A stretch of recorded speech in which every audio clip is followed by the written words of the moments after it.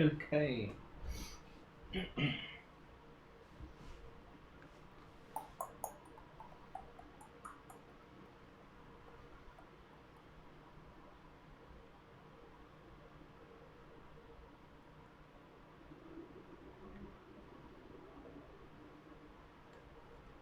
Well, that's pretty good.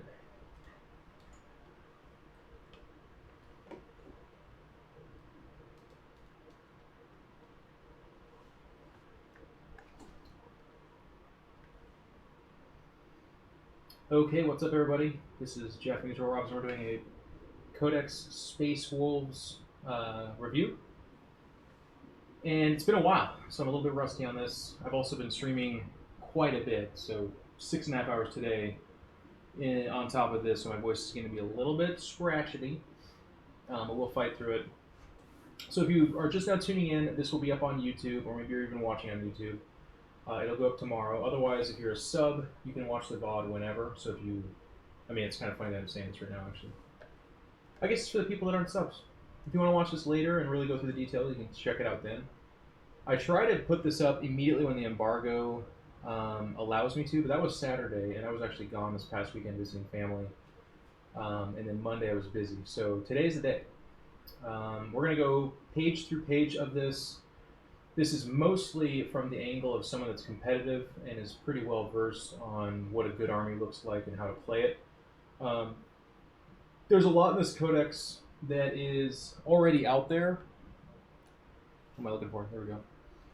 In the sense that there's like intercessor squads and they make available vehicles and stuff like that that don't have any stat changes at all. So I'm not going to cover all of that because it doesn't seem to make a whole lot of sense. So we're just going to talk about the Space Wolf aspect of this. And then we're going to have some commentary about, where we think this codex can go competitive-wise and how good it is, that kind of thing. And then I'll do a little Q&A in the chat if there are any questions. Otherwise, I'll be looking through the comments of YouTube and answering those where I see them. So hopefully you enjoy. So without further ado, here it is. Space Wolf. Meow.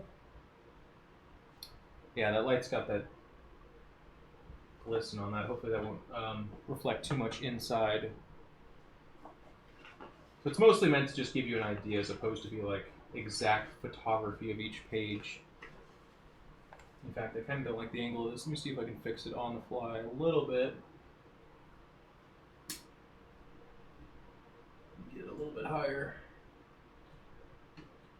This is that professional quality you come to expect and love. That'll work, I think.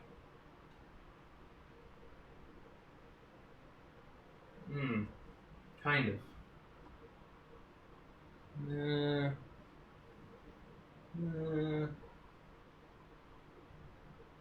That seems better. I think that's better. Kind of doesn't show the other page, though. Let's see if I can get it to do that. I don't think so, though.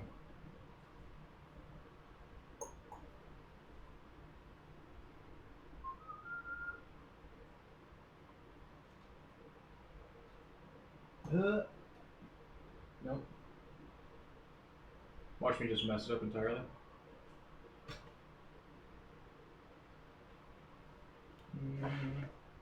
Yeah, I don't like that. There we go. It's a little bit better.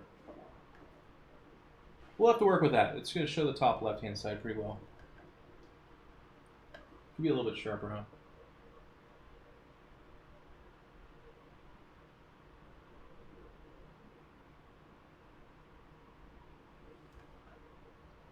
Okay.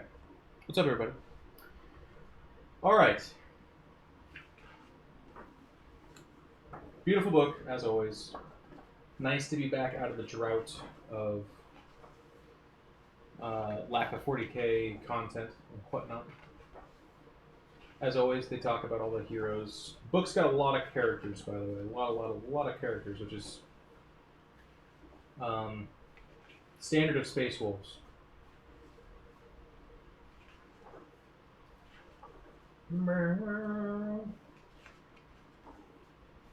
Yeah, so it's showing top left pretty good. I'll just pick it up and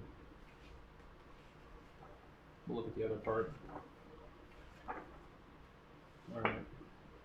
let's get past all this.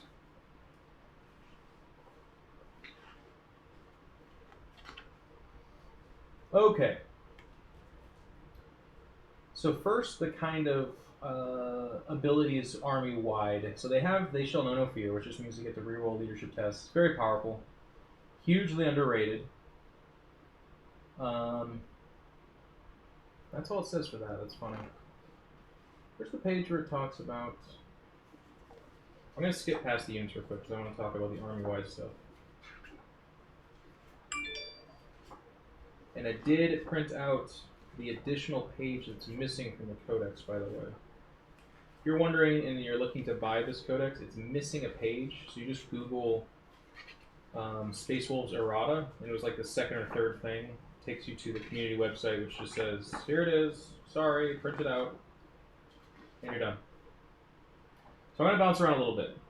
We're going to go to the army stuff that they have that's really, really cool. Then I'll bounce back to the units. And then we'll talk about the stratagems and the warlord traits and that kind of thing. So if your army is Battleforged, troops, units, troops, units, and Space Wolves detachments, that's kind of a weird way to say that, gain the Defenders of Humanity ability. Just means they're OBSEC, like anything else. In addition, infantry, biker, cavalry, and dreadnought units other than server units and Space Wolves detachments also gain the Hunters Unleashed ability. So Defenders of Humanity, that's just OBSEC. Your troops are OBSEC, just like anything else. There we go. Hunters Unleashed, though, is kind of the unique Space Wolves chapter tactic, if you will.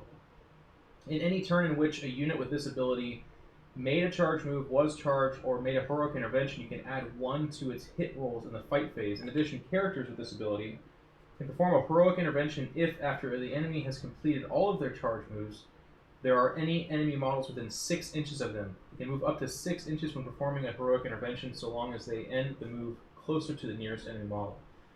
Really, really powerful stuff. So a lot of them are obviously Space Marines hitting on 3s, or if like a heavy weapon and they're a character, they're hitting on 2s, then it becomes a 3. But then with this +1, it goes back to a 2. There's tons of rerolling to hit of 1s or just all rerolls. So this is an army that is hitting you on 3s or 2s most of the time in any initial fight phase, and then they are re-rolling that very often. So they become extremely accurate. And the reason this is really cool and very powerful is they're still priced like Space Marines. So your Blood Claws, your basic infantry, and then of course your big ass Thunder Calves or some of the cooler stuff in the Codex. All getting that +1 to hit is just a gigantic deal. It's not as cool. Like, people are very often quick to look at that and say, well, that's not as cool as +1 to wound. No, it's not, and the Blood Angel one is very, very cool. But I think if you're I think if you're a traditional Space Wolves player, you're going to be very happy with this codex, and it starts with that. There are other reasons to get excited, and it has real fluff, but also competitive feel to it, and we'll get to that in a little bit.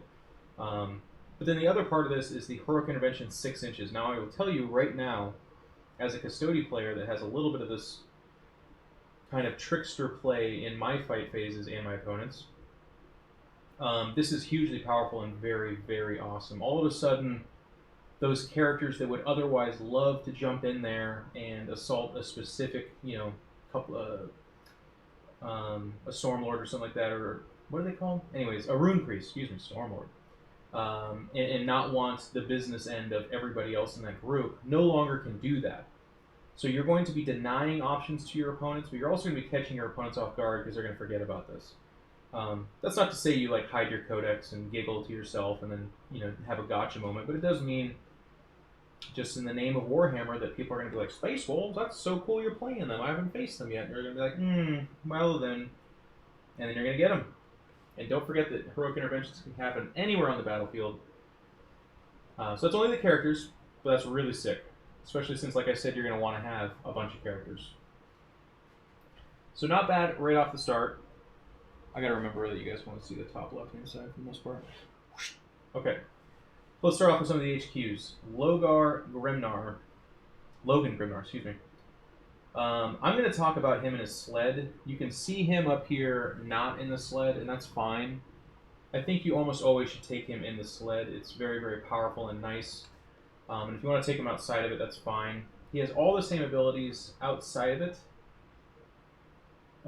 He only gets more when he's inside of it, I believe, is how I'm reading this. So, weapon skill 2, movement starts at 10, goes down to 7, and then 4. Blitz skill 2, strength 4, toughness 6, wounds 12, attacks 5, leadership 9, save 2+. He has the Axe of Mordecai, which is one-handed plus 2 strength, minus 3 d3 damage, or two-handed times 2 strength. So it goes up to strength 8, minus 3, 3 damage flat, and you subtract 1 to hit.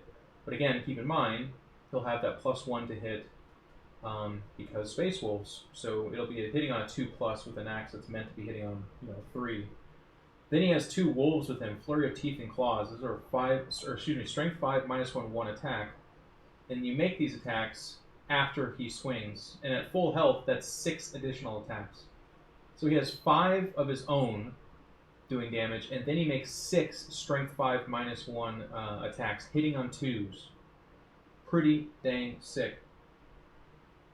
He's an Alpha Predator, so he can reroll failed charge rolls. He has the Belt of Rust, so he has a 4+ invulnerable save. He's got the Great Wolf. You can reroll all failed hit rolls for friendly Space Wolf units that are within 6 of him. And you don't need to take morale for Wolf Guard units that are within 6, which is Thundercap, I believe, so we'll check that as well. So he gives a Fearless bubble, a reroll everything bubble, and he's got a 4+ invul, and he's got 11 attacks between him and his friends at full health, rerolling the charge. He's a monster. He does have 12 wounds, so he can be targeted. Keep that in mind, and it does explode, I believe. Maybe not, actually. No, maybe not. It's kind of sad that he only goes up to tough 6 on the sled. I get it, Tough 7 is probably a big ask, but tough 6 is nice. 4 up invul, 2 up save. That is basically a Custodes Praetorian. Or what are they called? Anyways, the bikes. I'm like, my brain's melted, guys. I apologize. That's pretty dang sick, though. Fairly mobile. Unfortunately, he can be targeted, but he hits hard. And then I believe he has the Deep Strike. Let me check here. Maybe that's one of the advantages. No. Okay, so if he's not in the sled, he has Teleport Strike, but in the sled he doesn't have it.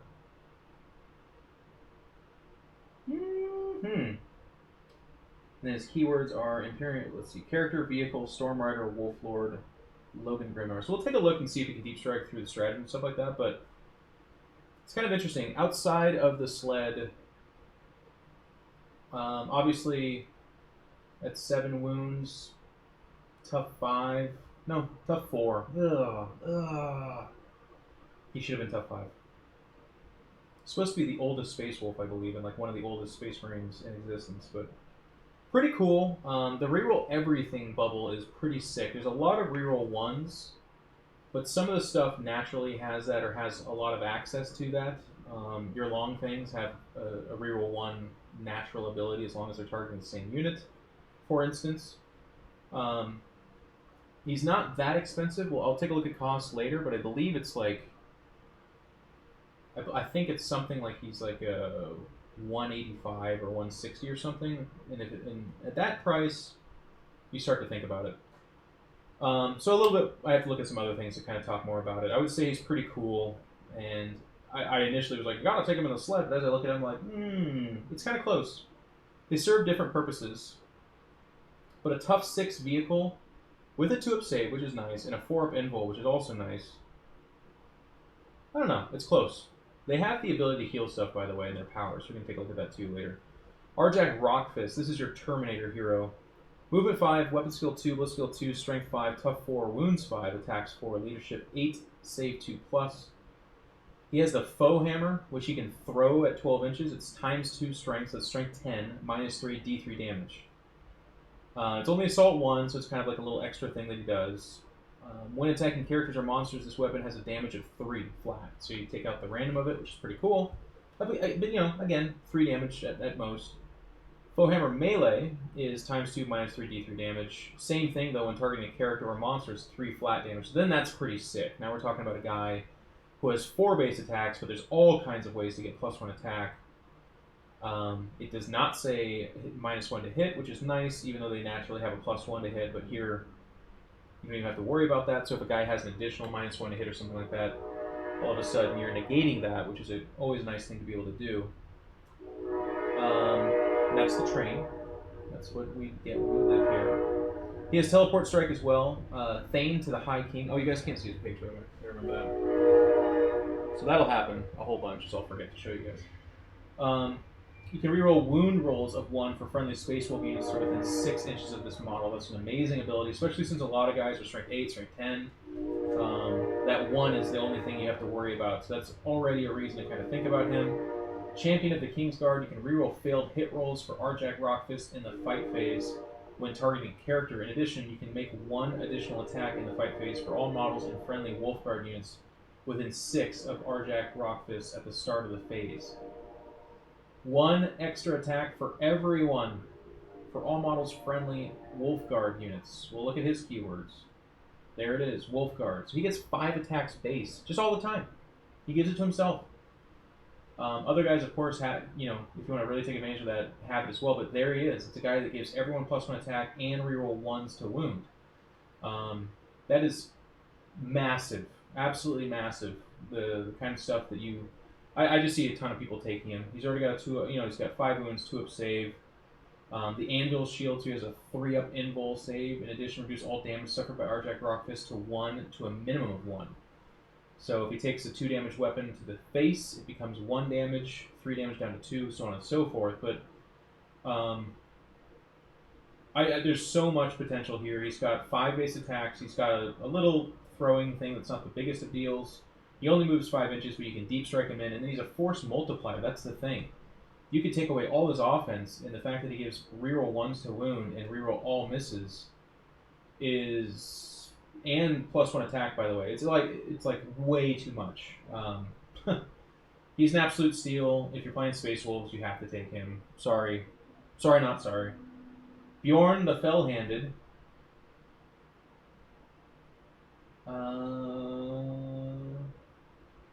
Movement 8, weapon skill 2, ability skill 2, strength 7, tough 8, wounds 8, attacks 5, leadership 9, save 3+. This guy's a dreadnought, by the way. He's got an assault cannon, or he comes with True Claw, an assault cannon, and heavy flamer, and then you can swap those things out. So the assault cannon's range 24, heavy 6, strength 6, -1 damage. Heavy flamer, we know. Heavy plasma cannon can be swapped in there. It's heavy D3, strength 7, -3, or 1 damage. Or you can supercharge it. The strength 8, -3, 2 damage, but you hurt yourself on 1s to hit. The Hellfrost Cannon. This is a weapon that I am pretty sad about. In 7th edition, on a 6, it became instant death, which was terrifying. There was not a lot of things that had that ability in the game, and it felt really cool. On the flyer, it had a template-sized version of this weapon. It's just the kind of thing where, on a lucky roll, really massive, amazing, cool things can happen. But they changed it. If a model suffers any unsaved wounds from this weapon but is not slain, roll a d6. On a 6, the target suffers a mortal wound. It's extra, it's nice, but nobody is tugging at your sleeve and being like, dude, have I told you about my Hellfrost list? The Hellfrost list that I've been building? Have I told you about that? No one's saying that. Nobody at all. By the way, chat, how's the volume? Because I just realized the microphone's kind of away from me. So just let me know. I'll do the whole thing over again. No, I'm just kidding, but let me know. His special rules. Ancient Tactician. If your army is Battleforged, you receive 1 additional command point if it includes Bjorn the Fell-Handed. Nice. Smoke Launchers. Basically makes it -1 to hit him for a turn. Which is fine, because you can run him up the field at 8-inch movement, advance him, and... Oh, no, you can't if you... Instead of shooting any weapons in the shooting phase, oh yeah, you can. You can advance him and do that, yeah. So you can move, 12, 14 inches, something like that, and then pop smoke, and he can maybe sit there and survive. Pretty good. Volume's good, thank you, Guda. Legendary Tenacity. Roll a d6 each time he suffers a wound. On a 5+, that wound is not lost. Notice that it says just wound, so that's against mortal wounds as well. Last of the Company of Rust, you can reroll hit rolls of 1 for friendly Space Wolf units that are within 6 of him, and then he explodes. Pretty sick. It's a very good Dreadnought. We'll take a look at the price. Unfortunately, it always suffers the Dreadnought issue. Now, at wounds 8, it is a character as well, so you cannot target it until it's the closest. So that will make it a little bit more survivable. But its shooting, Its melee. Oh, I should look at that, by the way. What is its melee? The True Claw. Make sure it's back on there. True Claw. +5, so it makes him strength 12, -4 d6 damage. You can reroll all failed wound rolls for this weapon. So at 5 attacks, it's pretty sick. He has ways to go up to 6 attacks, I believe. Let's look at his keywords. Space Wolves. There's some stuff, I think. So not bad. Again, you're not kicking in your door and be like, "Mom, you're in the Fellhand. Where is it?" But if it's in your list, you also don't feel completely stupid. So that's cool.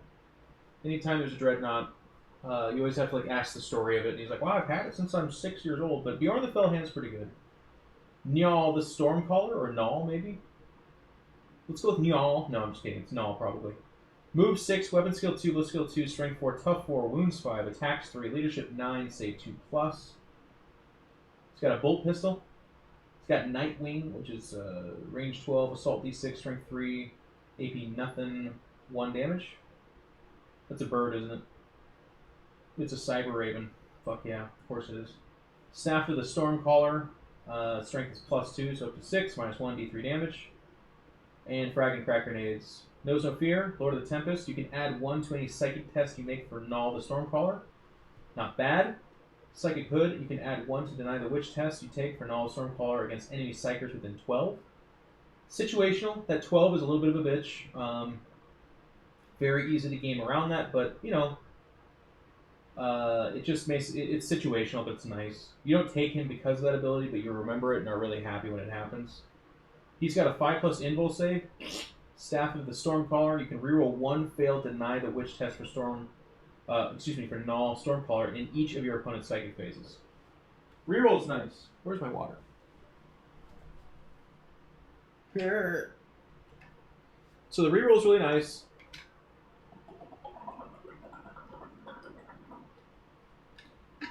The 12-inch +1 to deny obviously stacks with the reroll.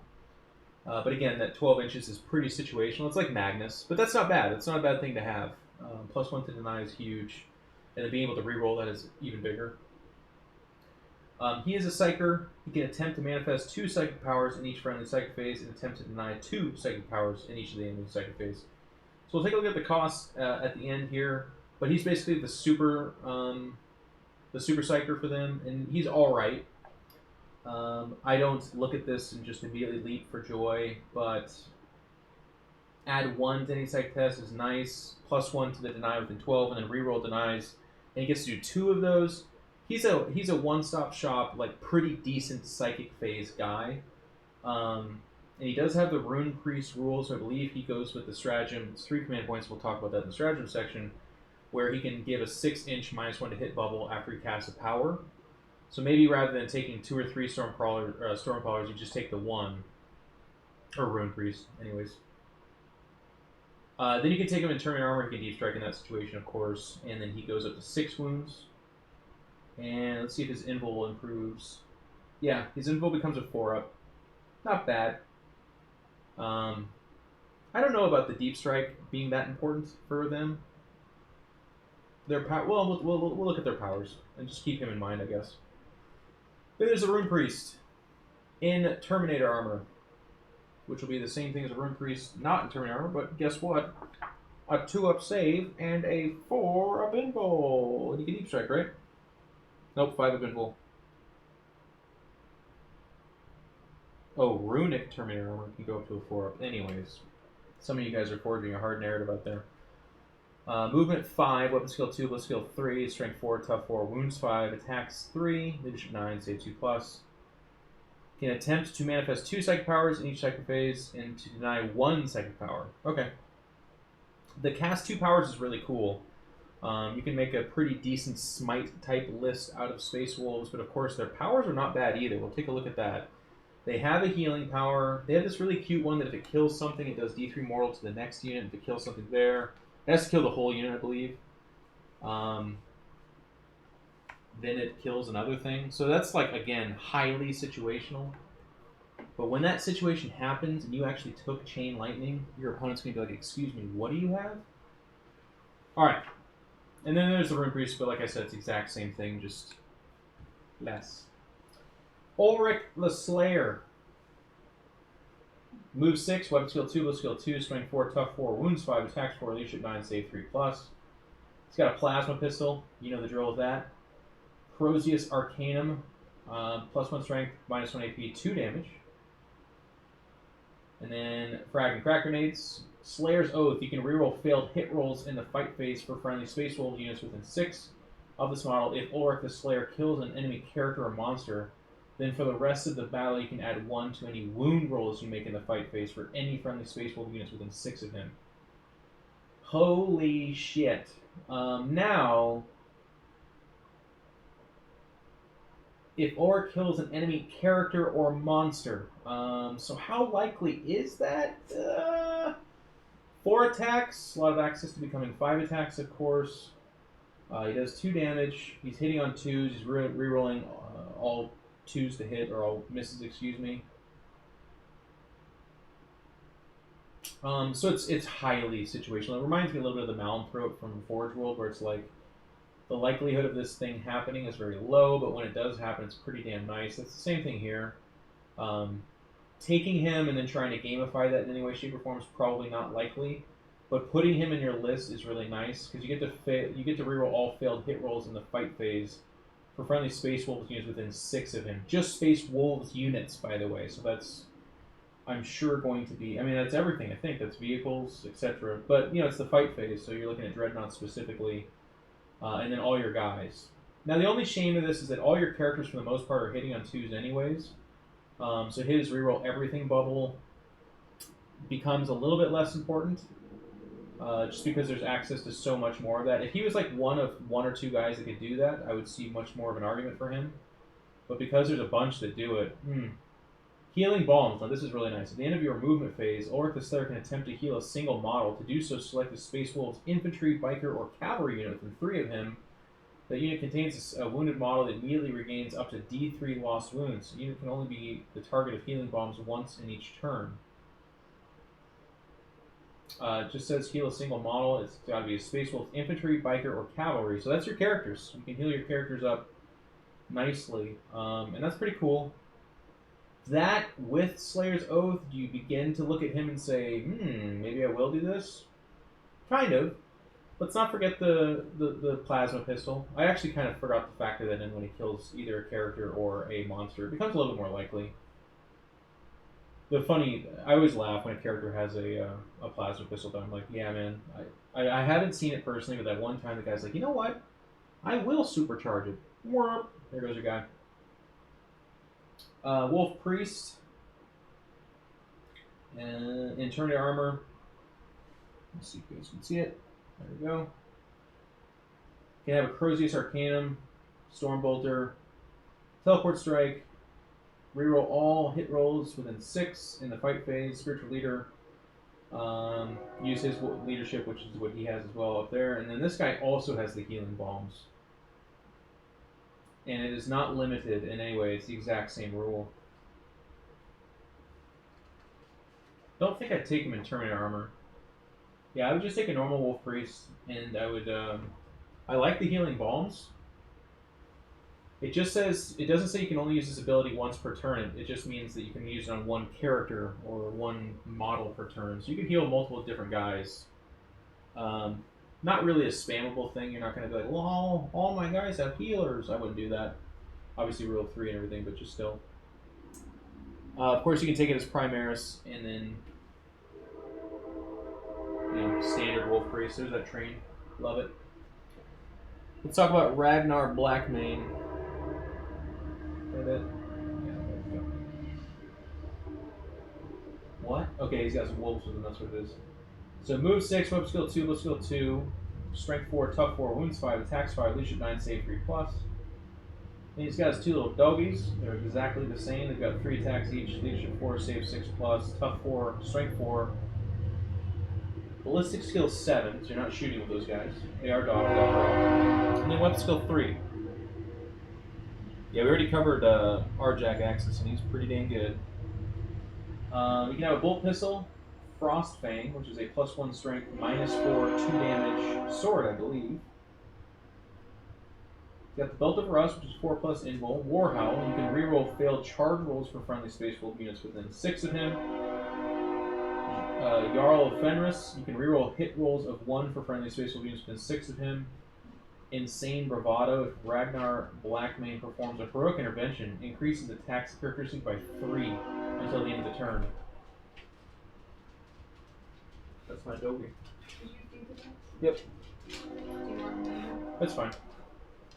So he has 5 attacks to start, and they can go up to as many as 8 with a -4 2 damage weapon that he's rerolling to hit, hitting on 2s. It's pretty sick. Loyal Companions, the death of either of his dogs. I'll try to pronounce it for you guys, entertainment benefit. Vanger or Ulfger is ignored for the purpose of morale. They are considered to have the character keyword for the purpose of shooting attacks. So you can kill them. It's just that if they do, it doesn't affect his leadership or something like that. It's not a unit, is what they're trying to say. Pretty cool. Crom, Dragon Gaze, move 6.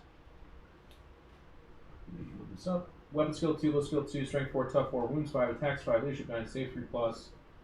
He's got a bolt pistol. He's got Worm Claw, which is +2 strength, -2 d3 damage. Frag and crack grenade. He's got the Jarl of Fenris as well. The Fierce Eye. Enemy within 3 inches of Crom Dragon Gaze must reduce leadership by 1. Okay. And he's got a 4+ invul. Excuse me. So with him, I don't know. I'm not seeing much there. I'm sure he's pretty cheap. Alright. Herald Deathwolf. Move 10. Weapon skill 2, low skill 2, strength 4, tough 5, wounds 7, attacks 5, leadership 9, save 3+. He's got a bolt pistol. It's got Glacius. +2 strength, so that's strength 7, -2, 2 damage. If a model suffers any unsaved wounds from this weapon and is not slain, roll a d6 on a 6. The target suffers a mortal wound. So here's the problem with the wording, by the way. If a model suffers any unsaved wounds, so it's not for each one. That would be really cool. If it said for each unsaved wound on a 6, the target suffers an mortal wound. Because again, like, this is so soft. It's just so gentle. Oh, hey, you failed 2 saves. Okay, so that's 4 damage. And I need you to roll 2 dice. And they're like, for what? And you're like, for a mortal wound, maybe? Well, I'm covering myself up. Well.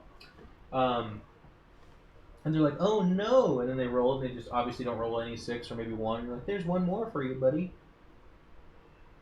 Crushing Teeth and Claws on Ice Tooth, which is his dog. It's that strength 5, -1 damage.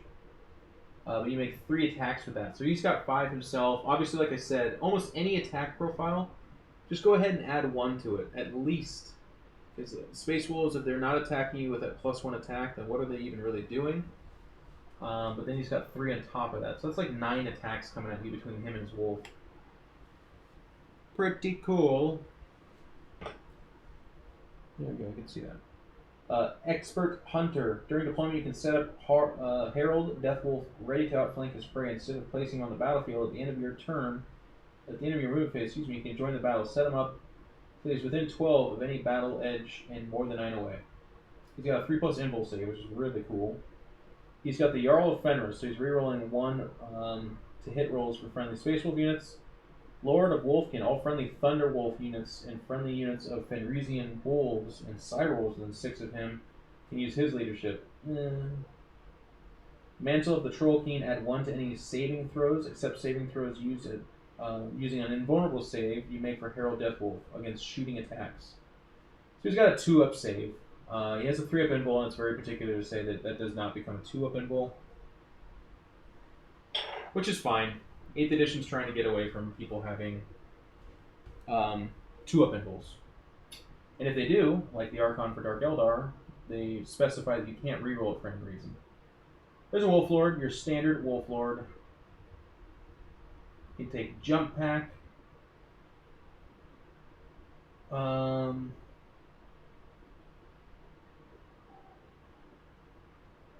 to see if we can take anything else cooler. Not really. He's got a 3+. If you give him Storm Sleuth, you got a 3+ invul. Belt of Rust otherwise. This is your access to rerolling hits of 1 for the most part. This is your standard cheap HQ. Oh, there's the Wolf Lord on a Thunderwolf. Okay. So they go up to movement 10. Weapon skill, blow skill 2, tough 5, wound 7. That's pretty impressive. And then it does have those extra 3 attacks from the wolf itself, 4 attacks for the guy, which again is like 9 times out of 10, up to 5 attacks. It's not listing the weapon he can take. Where is it? But he can take something from the melee weapons list, which I believe is the big axe. But you almost always want to give them a storm shield as well. So they have a 3+ invul. And then I think the axe is +2 strength or something like that, so strength 7.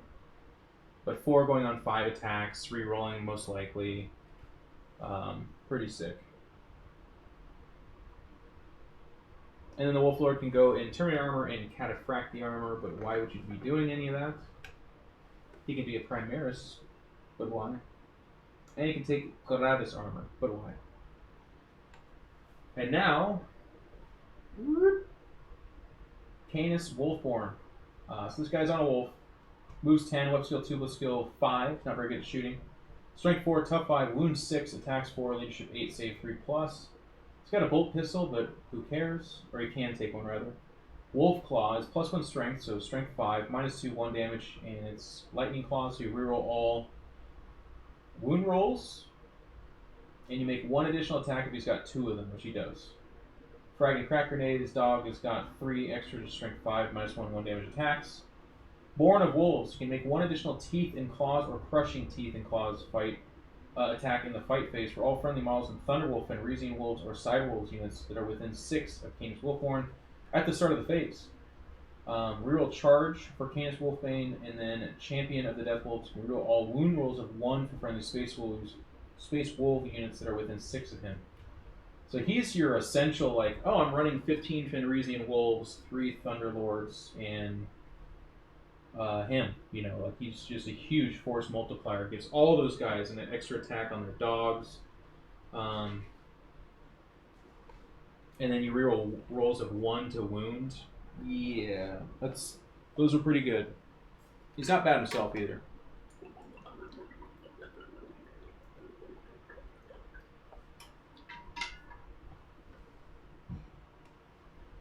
It's such a weird way to get someone a 2+ save. Yeah, I agree. Yeah, because it doesn't really...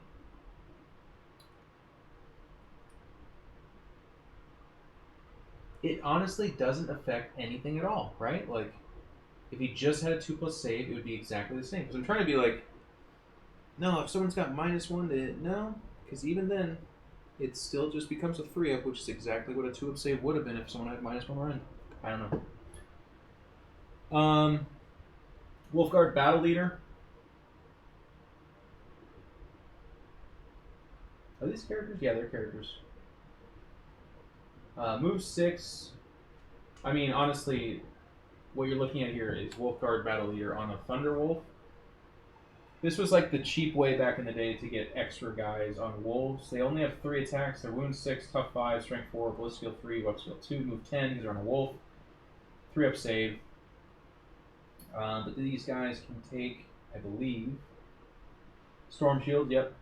And you can give them the special weapons as well. So like the axe or hammer, I believe. They can take hammers. That's the other option too for the other guys. They're the Huskarls to the Jarl, so you can reroll wound rolls of 1 for friendly Space Wolf units that are within 6 of this model. That's pretty sick.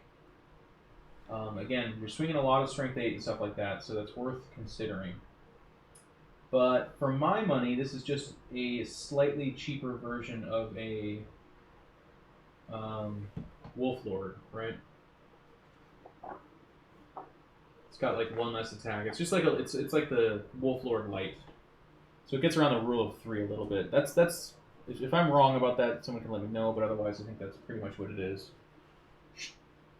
Iron Priest is your Tech Marine. I'm not going to read his stuff because he's basically the same as everything else, except that he's a Battlesmith only to Space Wolves vehicles. Whatever. I don't know that you want to be taking too many of them. Now let's talk about Blood Claws. So you can take a Bloodclaw Pack Leader, Wolfguard Pack Leader, Wolfguard Terminator Pack Leader, or Bloodclaw. These are Space Marines, but their blood skill is 4+. And you might be saying to yourself, well, why is that? I don't know. They still only have the 1 attack. Their leadership 7 and their save 3+. There is a lot of stratagems and like auras that affect them in particular. And then if you look at their abilities, they've got some pretty cute stuff. Berserk Charge. On a turn in which they make a successful charge, you can make 1 additional attack in the fight phase with all models in this unit.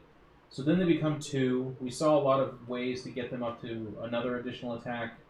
So now we're talking about 3 attacks per model. Now we're getting somewhere. Headstrong. Unless the unit contains a Wolfguard Pack Leader or Wolfguard Terminator Pack Leader, or is within 6 of a friendly Wolfguard, it must declare a charge in its charge phase if it is possible to do so. So fluffy! Mixed unit. For the purpose of determining what models a vehicle can transport, Wolfguard Terminator Pack Leaders have the Terminator keyword. You can put a Storm Shield in there on the HQ guys, well, the Sergeant guys. And that's about it. They can take weapons, which I guess is cool. I believe. Let me see. Blood Claws. So you can put a Terminator in there, and the Terminator can take some weapons, and that's fun. Makes it a little bit more tanky. Like I said, there's some stratagems. That's kind of cool. Oh, right. They all come with chain swords. That's the part I'm missing. So they go up to 2 attacks each anyways. And then, like I said, they actually go up to 3 attacks if they charge. Now they have to charge if there's one available to them, so that's going to get a little bit wonky. There's going to be situations where you're like, okay, I have to. And it says to everything, right? Is that true too? Because that'd be really funny. Did it say you must declare a charge?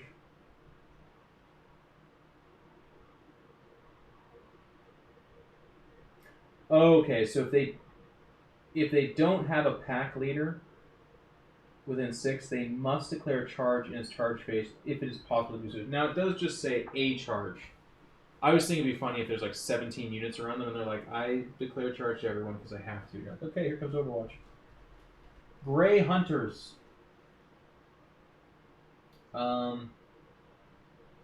Grey Hunters are Space Marines. Let's see.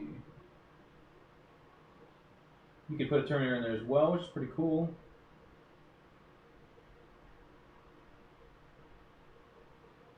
The pack leaders are with the chainsword, otherwise the rest of the guys are not. And they can just take, I believe their advantage, I apologize for my lack of, let's see, 1 Grey Hunter can take a chainsword. You can take a Wolf Standard. You can take a special weapon for every 5 guys, kind of like normal Space Marines. You can replace 1 bolt pistol with a plasma pistol. Wolf Standard lets you reroll any dice rolls of 1 when making an advance or charge move for a unit that has a Wolf Standard. You can mix in a Terminator in there again, and the Terminator can take like a Storm Shield, stuff like that. So it's kind of a cute idea. At the competitive level, mixing in a Terminator to just make Blood Claws or Grey Hunters that little bit more survivable is investing into a unit that's not going to bring it back for you, right? Like 10 Grey Hunters is not a force to behold. It's not something where you're like, oh my god, what do they have? Well, listen, for every 5, I took a missile launcher, and you're like, oh, okay. Are they good with it? They're standard Space Marines. Like, all right, well, here we go. If you're taking Grey Hunters, you probably needed the troop selection filled out, and you don't own scouts, or you don't want to just use scouts. Someone tell me if I'm missing something, but, you know, there's going to be people who are like, well, I own 30 of them, so I'm going to use them. It's like, yeah, that's cool. I just wouldn't invest putting a Terminator in there, or giving them special weapons. I would have them pretty basically just holding objectives in the backfield and being okay with that. Then there's Intercessors. Completely standard old Intercessors.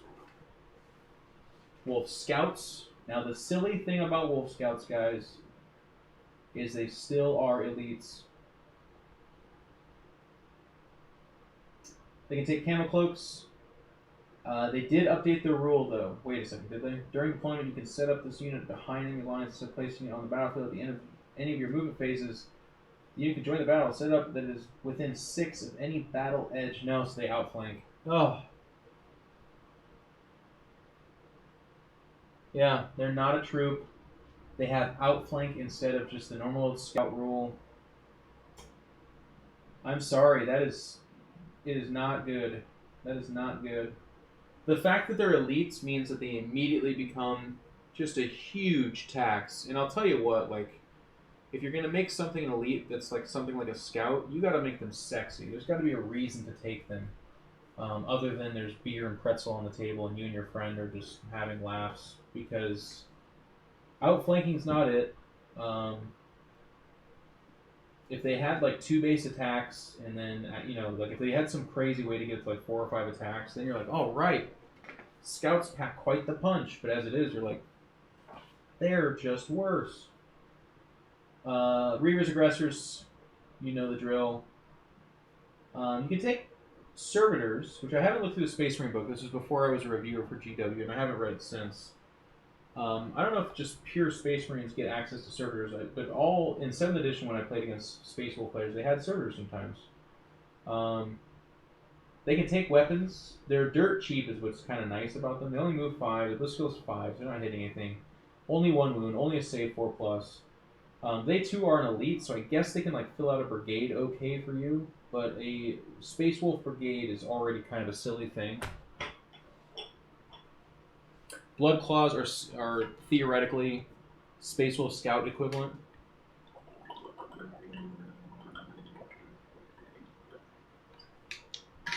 Well, yes and no, right? They don't have the infiltrate thing either.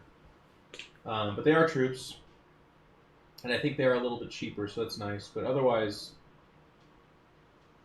they're not fulfilling the kind of... I mean, like, everything about Scouts, by the way, is that, like, move, block, and deployment stuff that you get to do with them.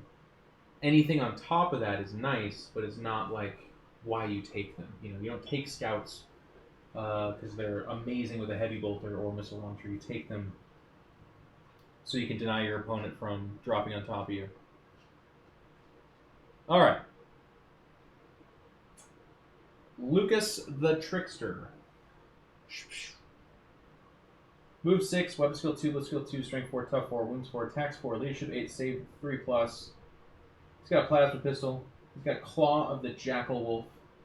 +1 strength, -2, 2 damage. You can reroll failed wound rolls for this weapon. Frag and crack grenades. He is the Blood Claws hero. He can reroll wound rolls of 1 for friendly Blood Claw units that are within 6 of him. Master of Mischief, subtract 1 from the leadership of all units within 3 of Lucas the Trickster at the start of the morale phase for the duration of the phase. In addition, Lucas the Trickster cannot be your warlord. Now this says from all units, by the way, not enemy units. Why would it say that? Let's take a look. If Lucas the Trickster is slain in the fight phase, both players roll a dice, rerolling ties. If you roll lowest, nothing happens.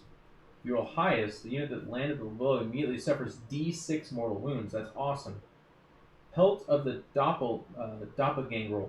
Your opponent must subtract 1 from any hit rolls against him in the fight phase. Now, it doesn't say it here, but I believe there's a stratagem where anyone affected by leadership at all gains something. Or no, it's Space Wolves. There's a lot of like laughing in the face of shit. We'll take a look at it. Basically, this guy gives a 6-inch bubble of everyone at -1 leadership, so that's good for you against your opponent. But then it's also good because of that stratagem. I believe it's a stratagem, so we'll take, I'll look at it later. Then you can take a Wolf and Dreadnought, which is literally just a Dreadnought that gets reroll charges. It can take a Blizzard Shield, which in the index was a 3++. Now it's a 4++. And they can have a Great Wolf Claw, which is strength 10, -2, 3 damage. Reroll failed wound rolls for this weapon. They gave the Fenrisian Axe a cleave attack, which is, again, strength 10, -3, D6 damage when you subtract 1, or you can scythe. And you make 2 hit rolls for this one. It's kind of funny that cleave only hits the one thing, and the scythe is... I mean, a scythe makes sense here, but cleave, typically when someone says cleave, they also mean hit multiple targets, I thought. Anyways. They nerfed him, unfortunately. They used to have a 3++, now they have a 4++. Great company agent, we know about that. Champion, know about it. Then there's the Wolf Guard. They can take Storm Shields. They can take Jump Packs. They don't have any auras. And they are just infantry, so they're... You can take a Plasma Pistol. The unit can go up to 5, or you can add 5 more. They have 2 attacks each, so they're pretty cool. But what are these? They're elite, right? Yeah, they're elites. Not today, guys. Don't take them, okay? Don't take them. Let good old Poppy Jeff tell you that. Wolfguard Terminators. These are standard. They can take their Storm Shields. They have a 5+ bare bones. They can Deep Strike. I don't think there's anything else that distinguishes them. Their weapon skill and bullet skill is 3, save 2+, all standard, 2 wounds, tough 4, etc.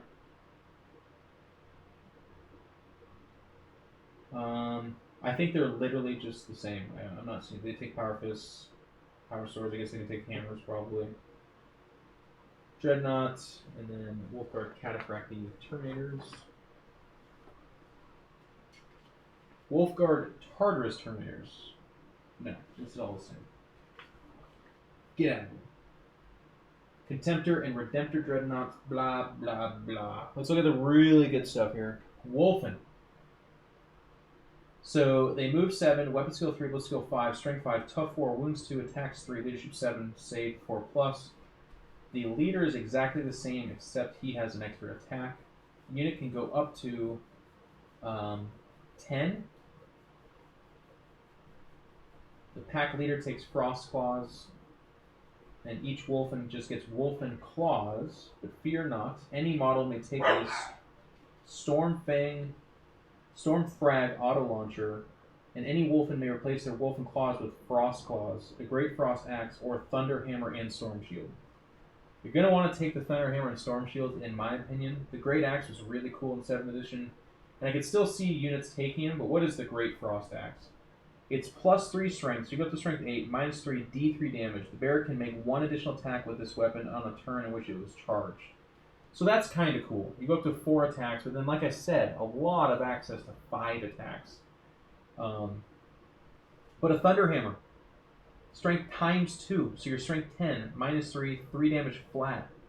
-1 to hit, and they are only weapon skill 3, but there's tons of ways to get reroll 1s and +1 to hit, because keep in mind, they're Space Wolves. So you're hitting on 3s, rolling 1s most of the time with a Thunder Hammer, and it's strength 10, -3, 3 flat damage on somebody who could have 4 or 5 attacks. But guess what? They actually have more than that, because this is one of the special units. Bounding Leap. Models in this unit can advance and charge in the same turn. They already moved 7, now you're talking about moving D6 +7 and still charging. Death Frenzy. Roll a D6 each time a model in this unit loses a wound. On a roll of a 5+, that wound is not lost. If a model in this unit is slain in the fight phase, then once the enemy unit has finished making its attacks, you can attack with that model before removing it as a casualty, even if it has already attacked that phase. No roll, no 4+, just do it. Like 5 of these guys jump on top of a knight, and they might die, but you bet your ass that knight is dead as well. Stormfang Shield. A model equipped with a Storm Shield has a 3+. Why did I read Stormfang? Anyways, I just made that up. Curse of the Wolf and Hunt. You can reroll failed charge rolls for friendly Space Wolves, infantry, biker, or cavalry units. They're within 6 of this unit at the start of the charge phase. The range of this ability is doubled to 12 for friendly Bloodclaw units. Curse of the Wolf and Kill. You can make 1 additional attack for models in friendly Space Wolves, infantry, biker, and cavalry units that are within 6 of any unit with this ability when they make their attacks in the fight phase. The range of this ability is 12 for friendly Bloodclaw units. Wolfen are not affected by this ability, nor are units that charge or that made a charge this turn while within range of the Curse of the Wolf and Hunt ability. Never mind, I lied. So they don't get the +1 to attack, but they give it to everybody else. But then, like we said, there's other ways to get +1 attack, and that's just amazing. These guys are must-takes, guys. You can make them have a 3++ in Vol. They have 2-up saves. They're moving really fast. If they get on top of a unit, if they make it that far, it's dead. It's either dead from their initial swing or it kills them back and then they get swung at anyways and they die. We'll look at the points, but they do run about with a hammer and shield. I think it was somewhere in the ballpark of 42 to 50 points. So they're not cheap. 5 of them is about, it's 250 points or so, somewhere in that ballpark. But it's a fast-moving melee unit that kills whatever it lands on top of. With a 3++ on at least 2 or 3 of them is probably the way you want to run them. That's amazing. Murderfang, aka the silliest model in all of Games Workshop's history. Move 8, weapon skill 2, skill 3, strength 6, tough 7, wounds 8, attacks 5, leadership 8, save 3+. It is a dreadnought. You can take a heavy flamer, storm bolter, or it's got. What does Murderfang have you might ask? The Murder Claws. Strength is ×2, AP is -3, 3 damage flat, you reroll failed wound rolls. What's his special ability? Well, it would be the Murder Lust, of course. You can reroll failed charge rolls for Murderfang in addition in a turn in which Murderfang makes a successful charge. Increases attacks characteristic by 2 until the end of the turn. So it goes up to 7 attacks. When Murderfang uses his Murder Claws with Murder Lust, he has 7 attacks. Think about that. Yes, they have Feeling Pain. Who said that? He explodes. He has Force of Untamed Destruction. Murderfang cannot be your warlord. Woohoo! He's okay. If you got the model, that's pretty cool. 7 attacks on the charge.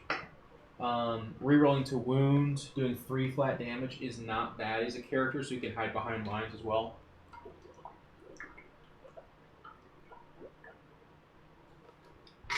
The problem is, he has no meaningful aura. And Jarl does, so it just doesn't seem to be as much of a reason. Skyclaws are assault marines, my bros. So I'm going to read the only thing that makes them different. Berserk Charge. On a turn in which they make a successful charge, you can make 1 additional attack in the fight phase with all models of this unit. They have 1 base attack, but I bet you they're armed with chainswords. They sure are. So they have chainswords and pistols. So then they go up to 3 attacks on the charge. And like we always say, there is a way to get them to 4 attacks. That's a lot of attacks. Do you take a list with 30 Skyclaws in it? Do you? I don't think so. I don't think you do. And now we have the Swift Claws, which is a new unit, I do believe, for the Space Wolves. These are Space Wolves on bikes. They move 14 inches. They have weapon skill 3, bow skill 4, strength 4, tough 5, wounds 2, attacks 1, leadership 7, save 3+. They can take the attack bike, which is like your standard attack bike. There's a bike leader. There's a pack leader. These guys can take some pretty cool stuff like power fists and power swords, plasma pistols, multi-meltas. This is bikes coming to Space Wolves. Someone can correct me if I'm wrong, but I believe these weren't available to Space Wolves, and now they are, which is pretty cool. They are headstrong. Unless this unit contains a Wolf Guard bike leader or is within 6 of a friendly Wolf Guard, it must declare a charge in its charge phase if it is possible to do so. Berserk Charge. On a turn in which they make a successful charge, you can make 1 additional attack in the fight phase with all models in this unit. They can turbo boost its auto 6, so they go 20 inches. Not really showing. Cool. Attack bikes get to take heavy weapons. They have more wounds. Land speeders and scepters. Thunderwolf Cavalry. Another great spot in the Codex. These guys move 10 inches because they're on wolves. Weapon skill 3, bow skill 3, strength 4, tough 5, wounds 3, attacks 2, leadership 8, save 3+. This is your fast attack, by the way. These guys can take the Storm Shield and Hammer combo, I believe. At least Storm Shield, but I'm pretty sure the Hammer. They have 3 extra attacks with their wolves. Don't forget that, though. It's a heavy bolter. Strength 5, -1, 1 damage. And then yeah, this is just your other way to get more guys in there. They are not characters though. So it's a unit. It's kind of like in 7th edition, it was like these guys, and then a leader was what formed the unit. Now you just have these guys shielding and kind of delivering the leader, the wolf leader. And that's okay. I honestly kind of feel like, and I'd be interested to hear people's argument for them, I feel like you fill up your backfield with the character version of these guys, and then the front lines can be various different things. It could be these guys, but I personally would probably lean towards Fenrisian Wolves, which is where we are here on the bottom. Move 10, web skill 3, blitz skill irrelevant because they're dogs. Strength 4, tough 4, wounds 1, attacks 2, leadership 4, save 6 plus. Cyberwolves are the same stat line except for 1 extra attack and a better save. Pack mentality, add 1 to this unit's leadership if it contains 6 or more models, or add 2 instead if the unit contains 10 or more. Swift hunters, you can reroll charge rolls for this unit. So they're obviously dirt cheap and they're terrible easy to kill. If you cast a power with a rune priest within 6 of them and then use a stratagem, it can be -1 to hit these guys. They're pretty quick. You probably should advance with them on that first turn at least, because unless you're charging something, of course, but keep them in front. They should just be insulation for your characters behind. And your characters behind them have 3+ invul saves, so you can make a list without Fenrisian Wolves. I just think they're a kind of cool, like, hey, you don't want to have to shoot these, but now you do, or now you are, excuse me. And then that can protect and insulate for 1 phase for my characters, which then stomp forward with their 3++s. Wolfen are another cool way to do this, or some vehicles perhaps. But basically, if you can get 5 of your characters on top of your opponent, and you're swinging thunder hammers with storm shields, and you've got Wolfen running around just murder clawing everything, that's a really tough situation for them to deal with. Okay, and then there's Wolf Scout Bikers, which are just Scout Bikers. Cyber Wolves. Like I said, same thing. They just have 2 wounds, 3 attacks, slightly better save. You reroll their charge. They don't have the pack mentality stuff. Otherwise, they're exactly left sign. 1 more attack and 1 more wound. Let's talk about Long Fangs, because this is actually one of the coolest parts of this codex. And this came as a surprise to a lot of people. So in particular, this will become more clear when we start talking about these stratagems. But just basically, Long Fangs are your heavy support. These are your devastators. But they have their own special ability, which is really cool. They have Fire Discipline. At the start of each of your shooting phases, pick 1 enemy unit on the battlefield. You can reroll hit rolls of 1 for any models from this unit that target that enemy unit you picked during that phase. That's huge. It's actually a massive thing. Rerolling 1s is nice. That's cool. But the fact that they don't need a character to give them that bubble, they can just do that. Of course, the disadvantage is they can't split fire. They have to all shoot that target. But most of the time with your Long Fang unit, you shouldn't be split firing anyways. It's 8th edition. Everything dies, but the things that are meant to die have a lot of wounds. So, yeah, of course, on turn 3, 4, or 5, there's these weird situations where, like, 1 Hemlock has 2 wounds and the other one has 6. You're going to want to split fire it, but with the reroll 1 thing, you're not going to be able to do that. Boo-hoo. Mixed unit, you can put a Terminator in there if you really want to.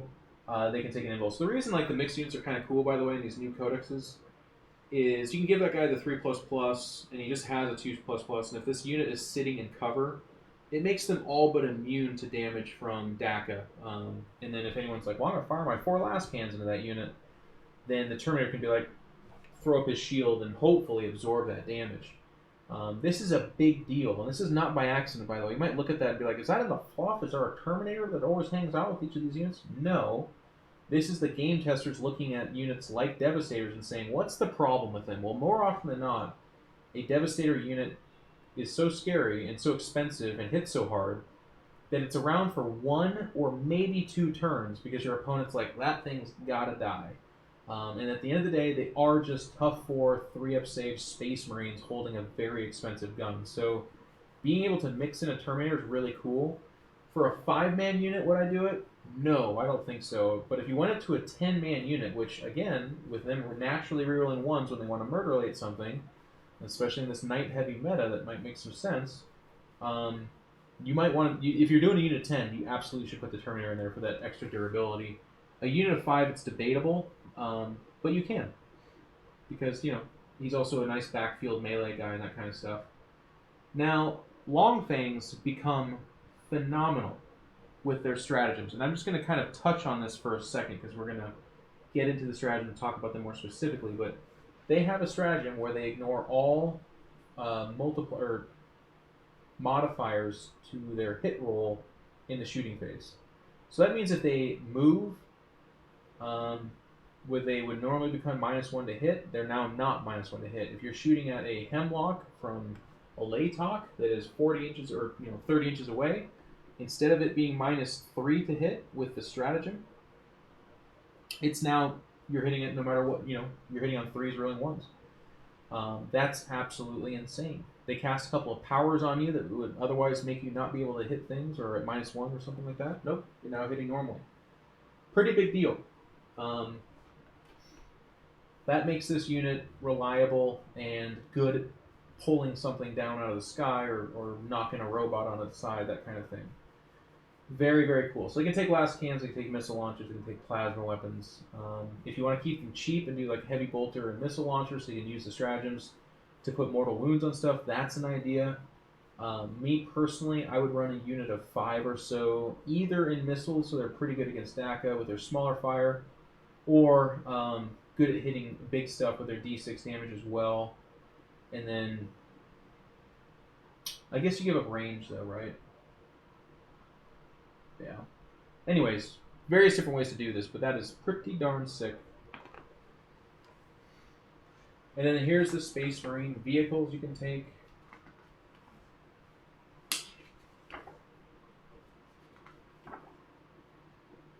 And then here's the 2 Stormfangs. Unfortunately for this, I would just kind of say a little bit of a letdown. Mostly because, again, that Frost Cannon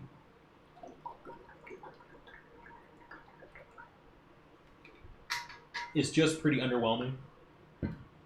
Doing a mortal wound on a 6, if they fail their save, is just so many degrees of separation between cool and meaningful. But it's a big vehicle. It's got 14 wounds, tough 7, 3 up save. Can move up to 50 inches. That's pretty cool. It does have Power of the Machine Spirits. It does have Hover Jet, so it can drop down instead of just always flying. It does have Hard to Hit and Supersonic, of course. And then it can carry some heavy weapons. So it's equipped with a Hellfrost Destructor, 2 twin heavy bolters, and 2 Stormstrike missiles. So Stormstrike missiles are heavy 1, range 72, strength 8, -3, 3 damage. Twin heavy bolters, it's got 2 of these as heavy 6, so that's 12 heavy bolter shots. That's not bad. That's really not bad. And then the Hellfrost Destructor, so Disperse Beam, range 24, heavy 3d3, strength 6, -2, 2 damage.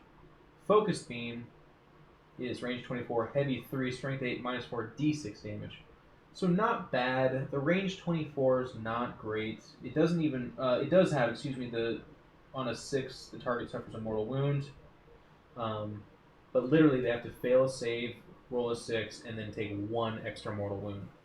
Honestly, that should be D3. If you have to roll a 6 for it, it should be D3. And then it can get kind of cool and meaningful. On all of a sudden, like the heavy 3D3 becomes really attractive as well. Range 24 is really short, so I would have liked to have seen this be more powerful if it's going to be that shorter range. Because this flyer has to get really close. So, like, for instance, against Custodes or something, which is a terrible, situation anyways, the advantage of a flyer could be that it's hanging out in the backfield, but now in this case, if you're taking that weapon, it's got to fly all the way up there. But this model may replace its twin heavy bolters with 2 twin multi-meltas or Skyhammer missile launchers. And you can replace the Stormstrike missile launchers with 2 blast cannons. I don't think I'd replace the Stormstrike, and I don't think I'd replace the heavy bolters. I'd keep it probably pretty cheap, but you could do the Skyhammer missiles. Strength 7, -1, d3 damage. Nah, I think you keep the heavy bolters. In any case, not bad. And then the Stormhawk Interceptor, it has 2 assault cannons, 2 heavy bolters, and a Icarus Storm Cannon. The Icarus Storm Cannon is range 48, heavy 3, strength 7, -1, 2 damage, and add 1 against fly. This thing has transport capacity, I believe it is. You reroll save wound rolls of 1. That's kind of cool. But a little bit silly that the other one doesn't have it. No, this does not have transport capacity, doesn't it? Didn't it used to? What? Oh, here we go. No, it's the gunship that's the transport. Small can transport 6 Space Wolves infantry models. Each Terminator jump pack or Wolfen model takes the space of 2 other models. Cannot transport Primaris models.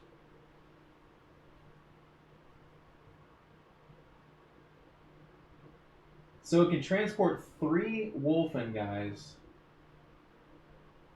Tops.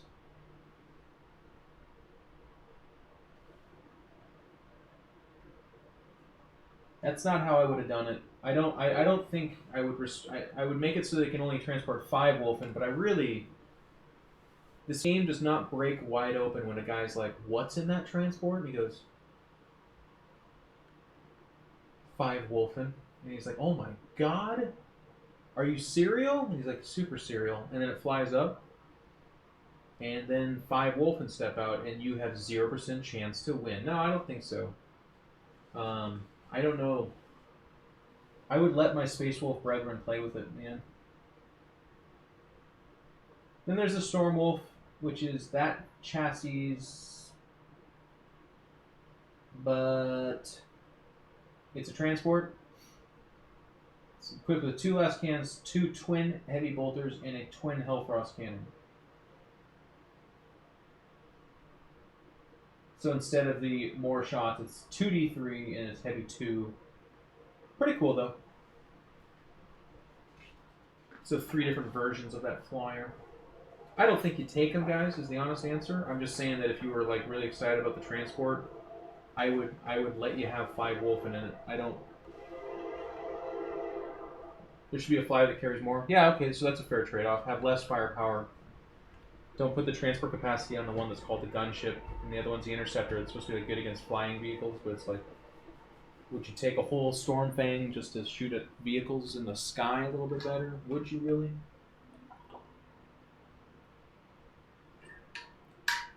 Well, I just spat on myself. It must be a Space Wolf Codex review. Okay, so let's get into the stratagems real quick. Well, not real quick. It's going to take a while.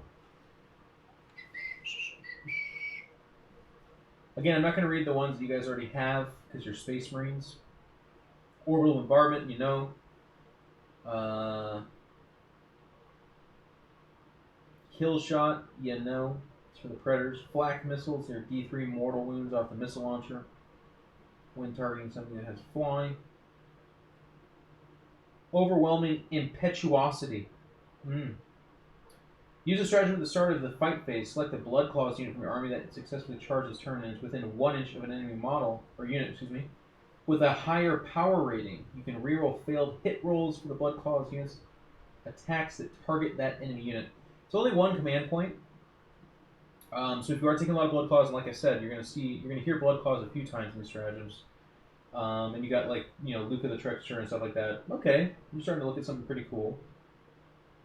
Cunning of the Wolf, 1 command point. Use the stratagem during deployment. When setting up a Space Wolves infantry unit, you can set up this unit on the hunt instead of placing it on the battlefield. At the end of your movement phase, this unit can join the battle. Set it up so that it is wholly within 6 of any battlefield edge of your choice and more than 9 away. So you get to outflank as many Space Wolf units as you want. Now, if you read this, it just says set up a unit, but this is before the game begins, so you can use stratagems repeatedly. Now, you just have to watch the power level.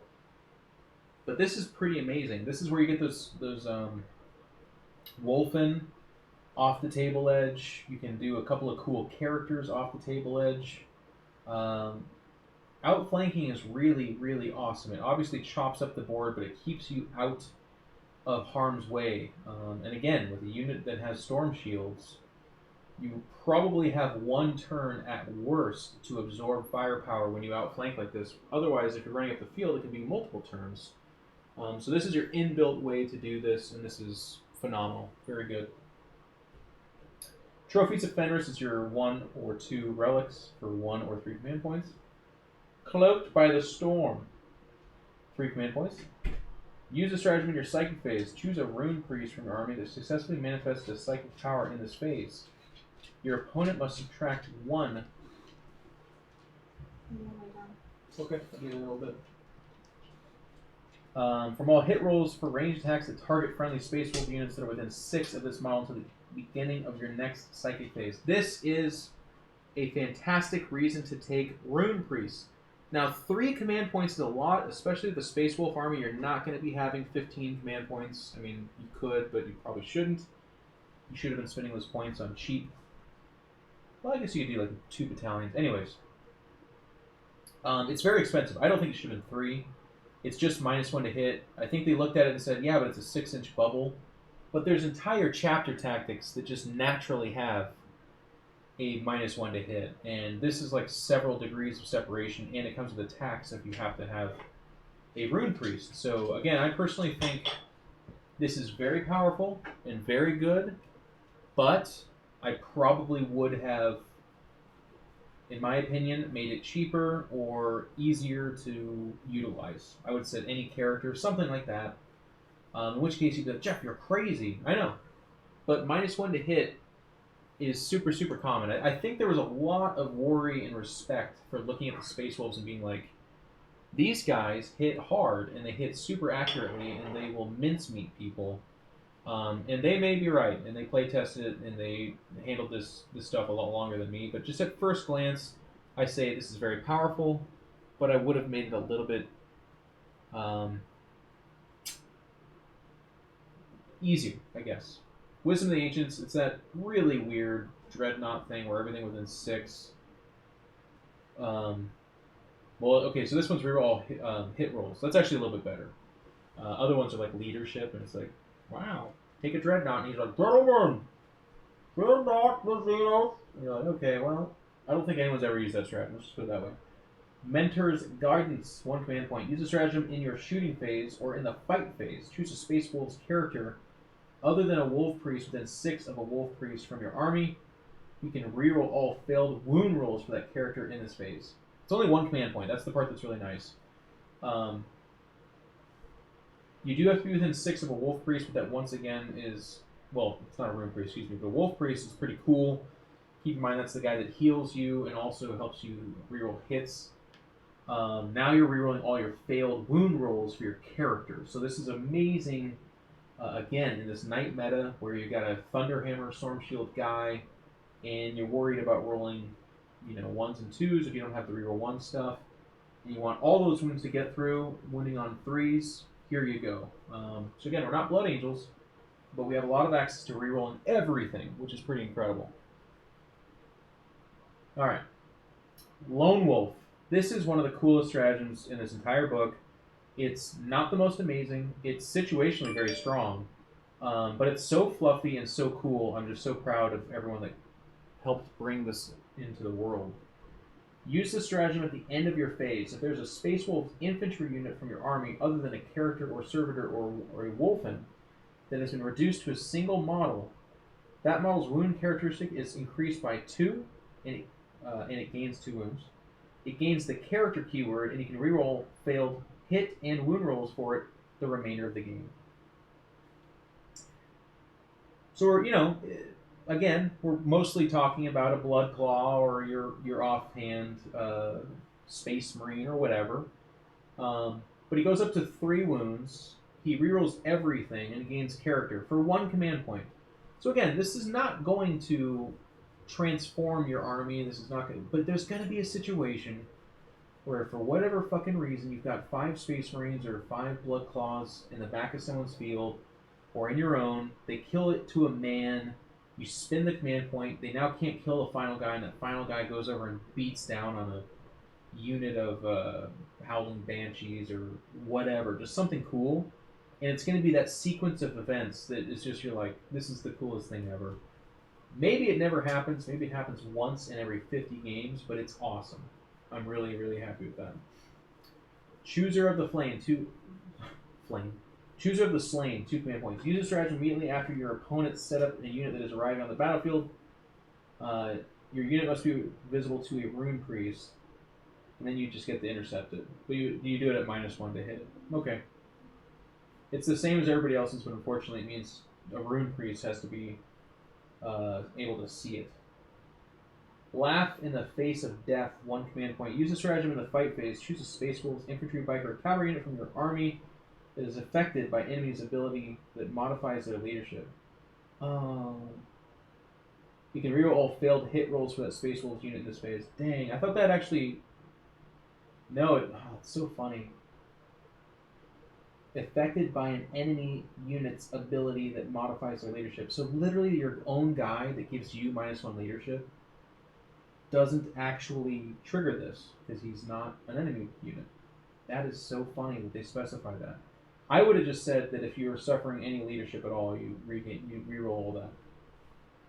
Overwhelming Savagery. Use a stratagem in the fight phase. Choose a unit of Thunderwolf Cavalry from your army.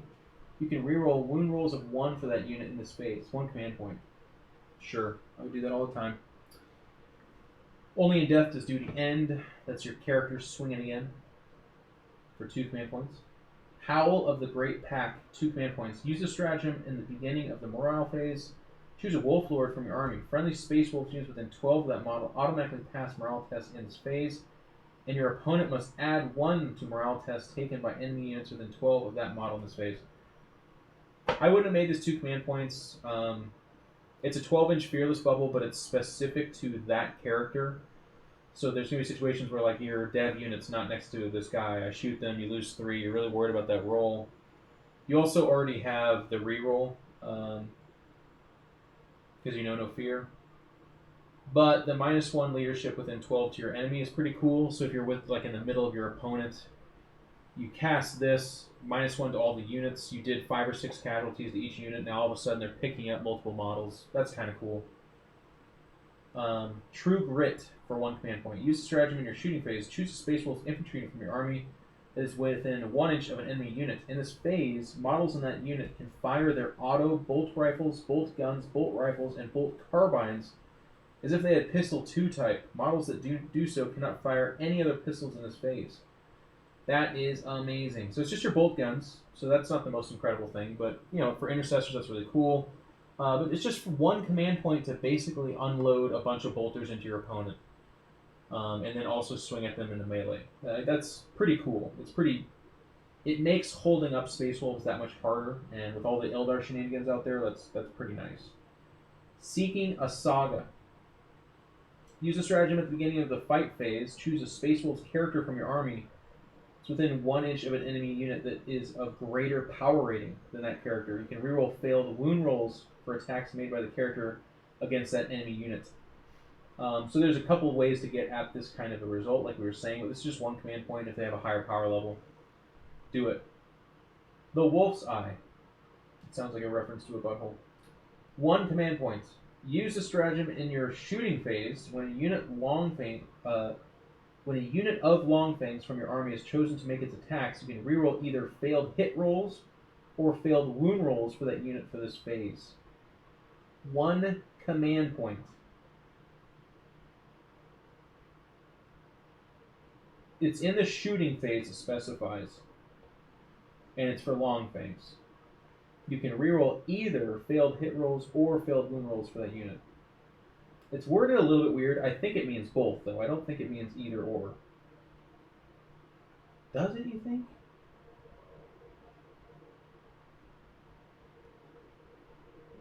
It actually might mean it's either hit or to wound. I leave it to you guys to tell me.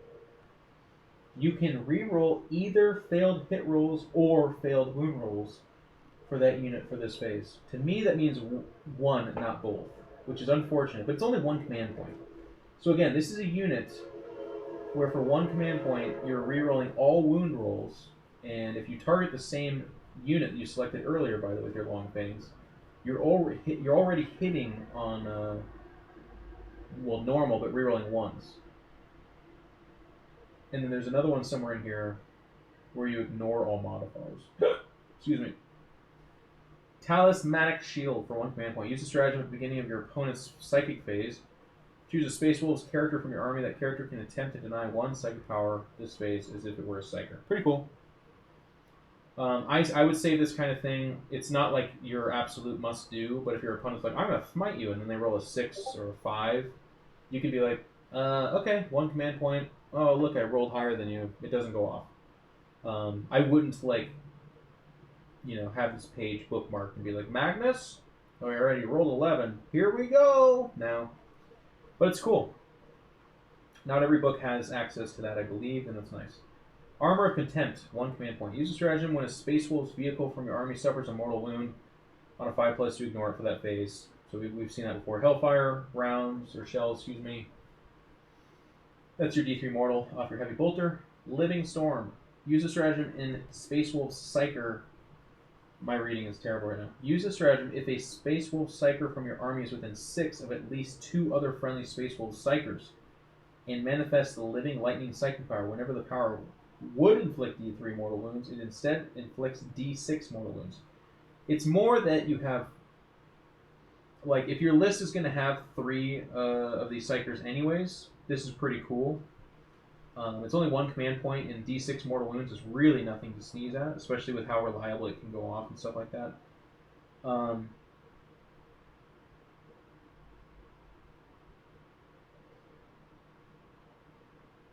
We'll look at Living Lightning, but I'm trying to say I probably wouldn't build a list around this. That's not quite what you're going to do here.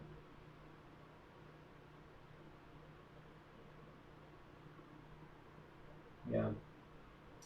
Data Link Telemetry, 1 command point is for the Whirlwind. We've seen that. Linebreaker Bombardment. It's for your Vindicator. We've seen that. Honor the Chapter. We know what that is. Let's just fight again. 3 command points. The Emperor's Executioners. This is your fluff one. You guys ready? Ready to get fluffy? Alright, let's get fluffy. 1 command point. Use the stratagem when a Space Wolves unit from your army is chosen to attack in the fight phase. Each time you make a hit roll of a 4+ for a model in that unit. During this phase, it can, if it was targeting a Thousand Suns unit, immediately make an extra attack against the same unit using the same weapon. These extra attacks cannot themselves generate any further attacks. Exploding 4s against Thousand Suns. And there actually are a lot of Thousand Suns out there. Not a lot, I would say, but there's a good number. Like, if you go to a tournament of 100 people, 15 or 10 maybe have Thousand Suns. 15. Which, again, doesn't mean you're going to play 5 in a row, but it means you could encounter this. Use a stratagem, Keen Senses, 1 command point. Use a stratagem in your shooting phase. Choose a Space Wolves unit from your army. That unit doesn't suffer any penalties to its hit rolls this phase. There it is. So for 1 command point, you're ignoring a Laytok Eldar Flyer bullshit. And for 1 command point, you're rerolling all wounds against that. And if they're Long Wolves, they already are rerolling 1s to hit. So you're hitting on 3s, rolling 1s, rerolling all wounds, and ignoring all of their modifiers. So if they would normally have been 3 or 4, it's 0. Whoa! That is pretty reliably dropping a flyer. But again, there's other things out there too that have that are hard. I mean, the reroll to wound alone is really cool. The ability that you can move forward your full 6 and ignore that and then shoot is also a big deal. They don't have Fire and Fade or anything like that, but that's still all pretty dang sick. Now, I'm going to do this a little bit different in order. I'm not going to talk about the Warlord traits just yet, because I actually have the updated page right over there. Let's talk about the relics.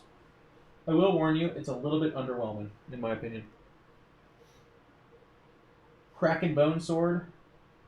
Just +1 strength, -4, 1 damage. You can reroll failed wound rolls for this weapon. Armor of Rust. This model has a 4+ invulnerable save. In addition, at the start of the fight phase, choose an enemy unit within 1 of this model. That unit cannot be chosen to fight in the fight phase until all other units able to fight have done so. The target unit has an ability that allows it to fight first in the fight phase. It instead fights as if it didn't have that ability. Now that's a really important specification, because this is, I love 8th edition. I don't have that many complaints, but one of my only complaints would be There's a lot of cool weapons and abilities that say, you will fight first. But then it goes on to say, like, unless they have a similar ability, and if they do, well, then you just kind of wait your turn, and you fight, whenever it's your turn, and you're like, then it's not a special ability. Not really. There's too many occurrences of that for my taste. I felt like they left the mittens on a little bit too long for that. So I do like that here it says, no. It ignores that too.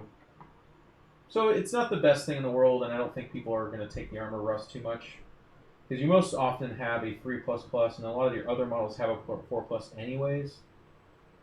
Black Death, +2 strength, -2, 1 damage. Each time the bear fights, it can make D3 additional attacks with it. It's a Frost Axe. The D3 extra attacks is really nice. I didn't know Frost Axes were just 1 damage. Ugh. Helm of Durfist. You can reroll failed hit rolls for this model's ranged attacks. In addition, enemy units never gain any bonus to their saving throws for being in cover. Remember back when ignore cover was sick? Do you guys remember that? I remember. The Wolfenstone. You can make 1 additional attack for models in friendly Space Wolves, infantry, biker, and cavalry units that are within 3 inches of the bearer when they make their attacks in the fight phase. Units of Wolfen are not affected, nor are units that are being charged while within range of the Curse of the Wolfen Hunt ability either in the turn. In addition, a unit cannot be affected by both Curse of the Wolfen Kill and the Wolfen Stone in the same fight phase. They're trying to make it very clear they don't want people having like 6 or 7 attacks. But if all that is not the case, and you want just another 3-inch bubble when you're swinging your attacks of +1 attack, this is your way to go. This is the best relic, by the way. We just read it. In my opinion, it's a triple wrapped condom situation, but it's still pretty good. The +1 attack for everything that are not being affected by the previously mentioned stuff is still pretty darn good. I just personally would have let it stack. Is that really powerful? Absolutely it is. Is there counterplay to stopping people from doing that stuff? Yes, there is. It's the same situation, right? Wolfen are going to hit a screen, get shot to absolute shit, and if they don't make their 3-ups, they're dead. They have good psychic defense, but if they don't make those rolls, mortal wounds are going to melt their characters and their important stuff, and they're going to fall off the face of the earth. Frost Fury. It is a Stormbolter. Range 24, Assault 4, Strength 4, -1, 2 damage. If a model suffers any unsaved wounds from this weapon, but is not slain, roll a d6. On a 4+, the target suffers a mortal wound. So it's nicer on a 4+. The 4+ makes it nicer. That's it for the relics. That was all of them. Here's their powers.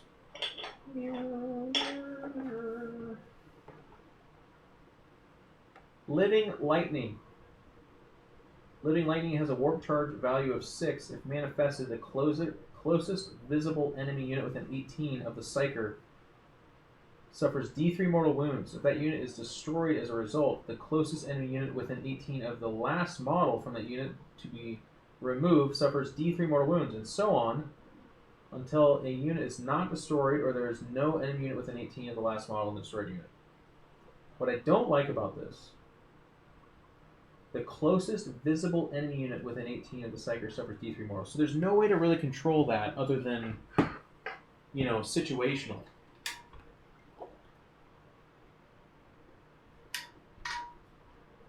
I would say that you get to target a unit within 18. That's what I would have liked. Because then it gets cool. Because then they got that Commissar with one extra wound, or 1 wound left, and you're like, Merp. And then he's standing next to a guy that's got 3 wounds. And you're like, what if I roll a 5 or 6? And then you do, and now it's bouncing around, and it's this really cool, powerful ability.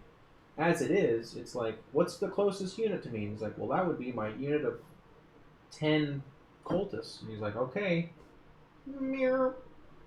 I rolled a 4. Take 2 of those guys out of here, please. Alright, what else does it do? That's it. What do you mean? Well, had it killed the last guy, it would go off to the next unit.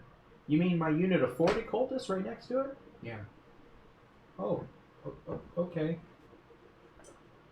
Tempest Wrath. Tempest Wrath has a warp charge value of 6. If manifested, selected. Now, keep in mind, by the way, Living Lightning goes up to a d6 on the stratagem. So that's cool, but still. It's still too little. Psychic Power is going to be cast once. This doesn't get around that. So you hit a unit, the closest unit.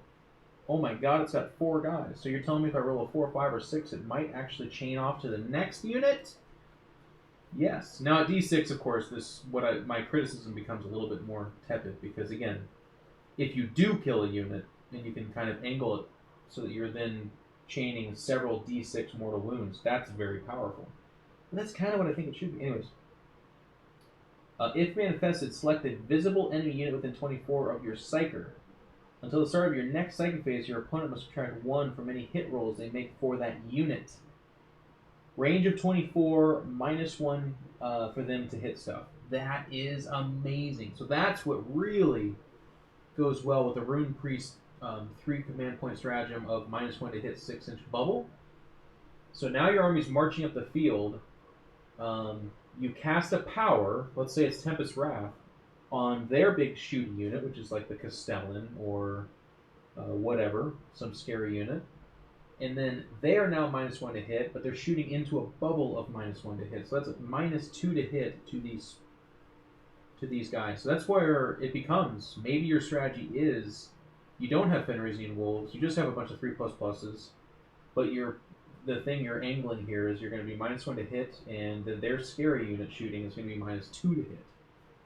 That's sick. Murderous Hurricane. Let's not even talk about that name. Murderous Hurricane has a warp charge value of 5. If manifested, select a visible enemy unit within 18 of the Psyker. Roll 1 dice for each model in that unit. Unit suffers a mortal wound for each roll of a 6.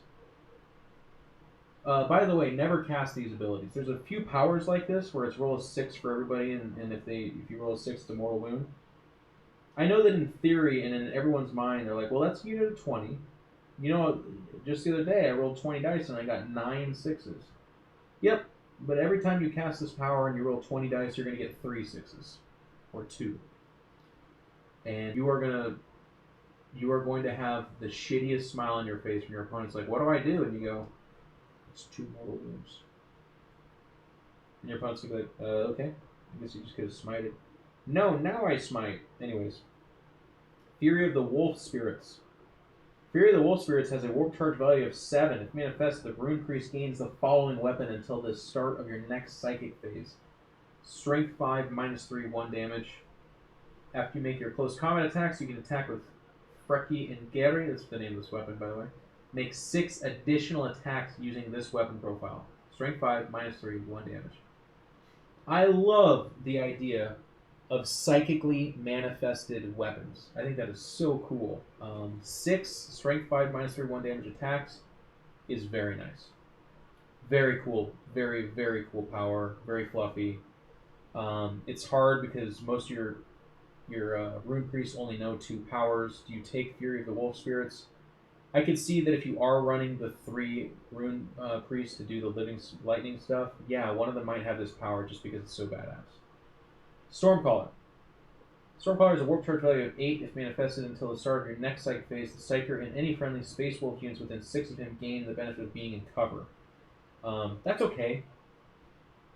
A lot of your guys have 2-up saves, and Space Wolves aren't exactly the kind of army to be walking Space Marines across the table, so the times in which you want to be in cover with this is fairly low.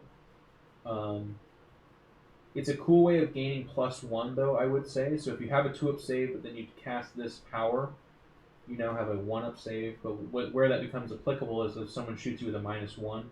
Instead of having to rely on your 2-up, or excuse me, your 3-up, you can still have your 2-up, which is, of course, infinitely better than a 3-up. So that's where it becomes interesting. I guess if you're looking at a list, when you're deciding what powers you have, that's when you can make a call, like, okay, I'm taking Stormcaller because you have, for whatever reason, 15 heavy bolters or something like that. Jaws of the Wolf Lord. Like if you're charging against a Shadow Sword, for instance. Jaws of the Wolf Lord. Jaws of the Wolf Lord has a warp charge value of 7. If manifested, select an enemy unit within 18 inches of the Psyker. other than a vehicle. Roll 2d6 and subtract 1. And subtract the target's move characteristic. The target unit suffers a number of mortal wounds equal to the result. Really cool uses for this, by the way, is a knight on its lowest profile moves 4 inches. So this is one of the easier ways to ace it. You roll 2d6. You roll like an 8. It just kills it. And you do that in the psychic phase. And you just did 4 mortal wounds, by the way, as well. So it's like, there's situations where this is cool. Blight Lord Terminators in general. That's all kind of fun stuff. Not the most amazing thing. You're very often, if doing any damage at all, you're doing like 1, 2, maybe 3 mortal wounds. So you can stack that with like Smite or some of these other powers. But at the end of the day, again, they don't really want a psychic phase to be like, can you believe this combo? That guy did 40 mortal wounds. They don't want that. So you have to kind of remove that from your mindset, essentially. So now we're going to talk warlord traits. But I'm not going to look at the book. I'm going to look at the errata that I printed out. And you should as well. They made an announcement that they kind of misprinted this. This is the page they intended for. I literally just Googled Space Wolves errata, and it was like the second or third link on Google. And it just went to basically the community website that says, click this, here's the rules. Before we get into it, I will say this is fantastically cool. I think they did an awesome job of making this fluffy, powerful, fun, and really cool. I'm not a Space Wolf player.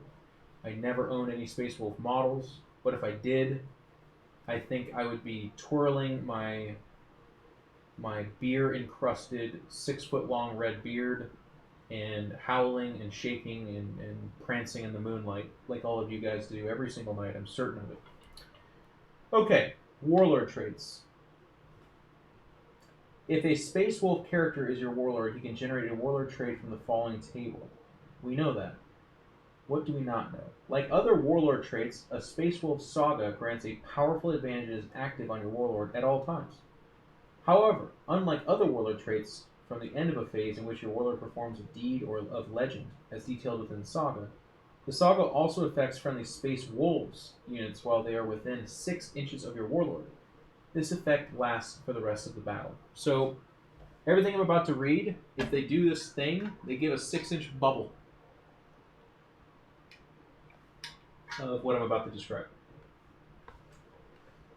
Okay, Saga of the Warrior Born. You can always choose for a unit affected by the Saga in the fight phase to fight first, even if they didn't charge. If the enemy unit has units that have charged, or that have a similar ability, then alternate, choosing units to fight with, starting with the player whose turn is taking place. That's the thing I'm talking about. So if a guy charges you with 5 units, this ability gets to interrupt a couple of them, and that's nice. But I would be totally fine with the aura just being like, no, you always fight first. What if they charge? Fuck them. They don't get to. But that's not fair. That's cool, man. You've got a Saga of the Warrior Born going on. So how do you get this, by the way? It's Deed of Legend. Slay an enemy character with your warlord. If your warlord's a badass on a wolf riding around with a hammer, that's likely to happen. The unfortunate part about this is that means like on turn 3, 4, 5, 6, that kind of stuff is when this would happen. But that's okay. It's still sick. Saga of the Wolfkin.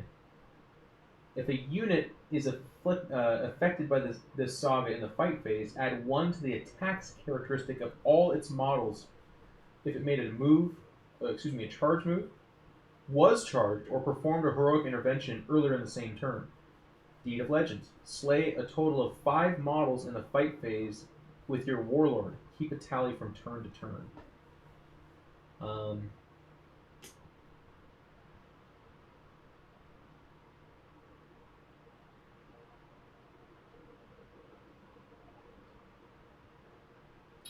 I was trying to read because it says D6 result.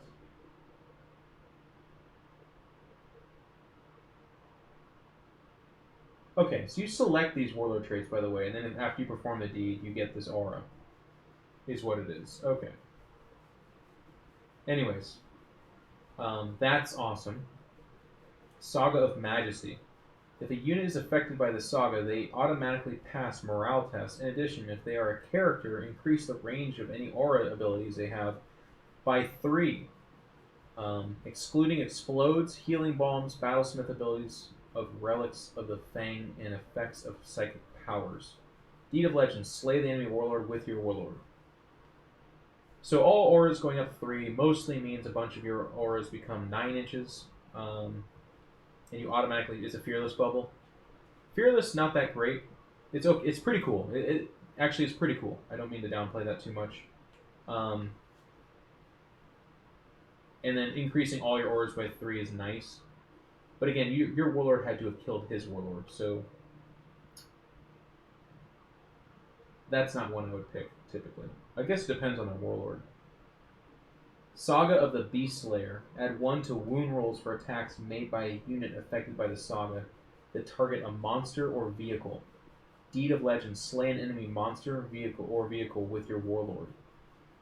So that is amazing. If you're facing like a knight army or some guy that's running a bunch of monsters, this would turn you into a 6-inch bubble of GG, you son of a bitch. Saga of the Hunter. A unit affected by the saga in your charge phase can charge even if it advanced earlier in the turn. Successfully charge an enemy unit with your warlord. That's it. You get advance and charge bubble if you successfully charge with your warlord. So remember, you can change your warlord traits, and if you're looking at this list and you're facing an opponent that has drop elements or assault elements that want to be at the middle of the table and fighting you, all you have to do is complete a charge with your warlord, and he's giving a bubble of advance and charge. That's amazing. So do consider it. Saga of the Bear. Roll a dice each time a model affected by the saga loses a wound. On a 6, that model does not lose a wound. The saga has no effect on models with a similar ability. Deed of Legend. Successfully pass a saving throw for your warlord. If they have snipers or something like that, I would do this. It becomes a 6-inch bubble of 6-up Feel No Pain, and they very much so specify that like the Wolfen 5-up Feel No Pain does not become a 5-up and then a 6-up. You don't get to do that. 6-ups are nice, especially if you are a character-heavy, Thunder Lord army of like 3 characters or 4 or 5 or 6 or something like that, all of which have 5+ wounds. That 6-up save, is it going to give you 4 more wounds? No, but it's going to give you 1 or 2 more wounds, and that is a big deal, especially on those guys, because they don't degrade at all.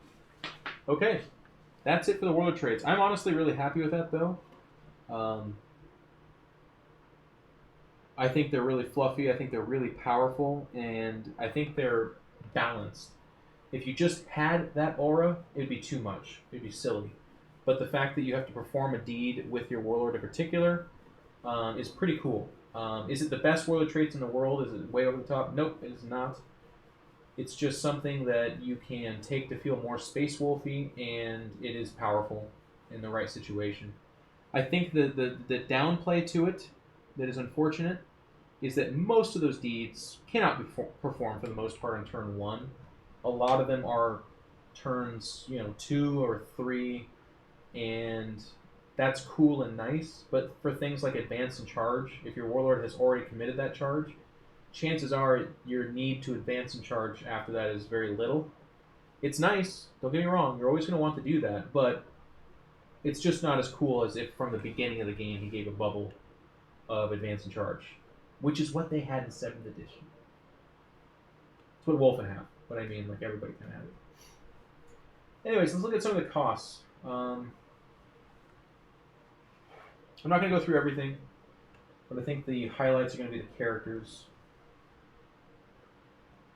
Bjorn the Fell-Handed is 180. That's the big Dreadnought.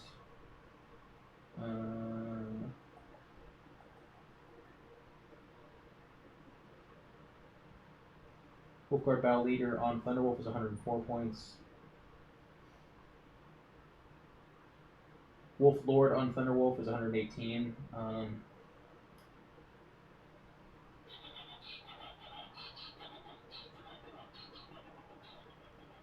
Thunderhammer for characters is 21 points. I'm not absolutely certain, but I think that in chapter approved, a lot of this is going to go down in cost, but don't take my word on that. It's just something to perhaps look towards for yourselves. Well, these are all HQ. Named characters. There we are. Arjak Rockfist is 145 points. Every single Space Wolf player should be taking him. Canis Wolfborn 125. Harold Deathwolf 188. 188. Him being that expensive is a little bit silly. Logan Grimnar is 170.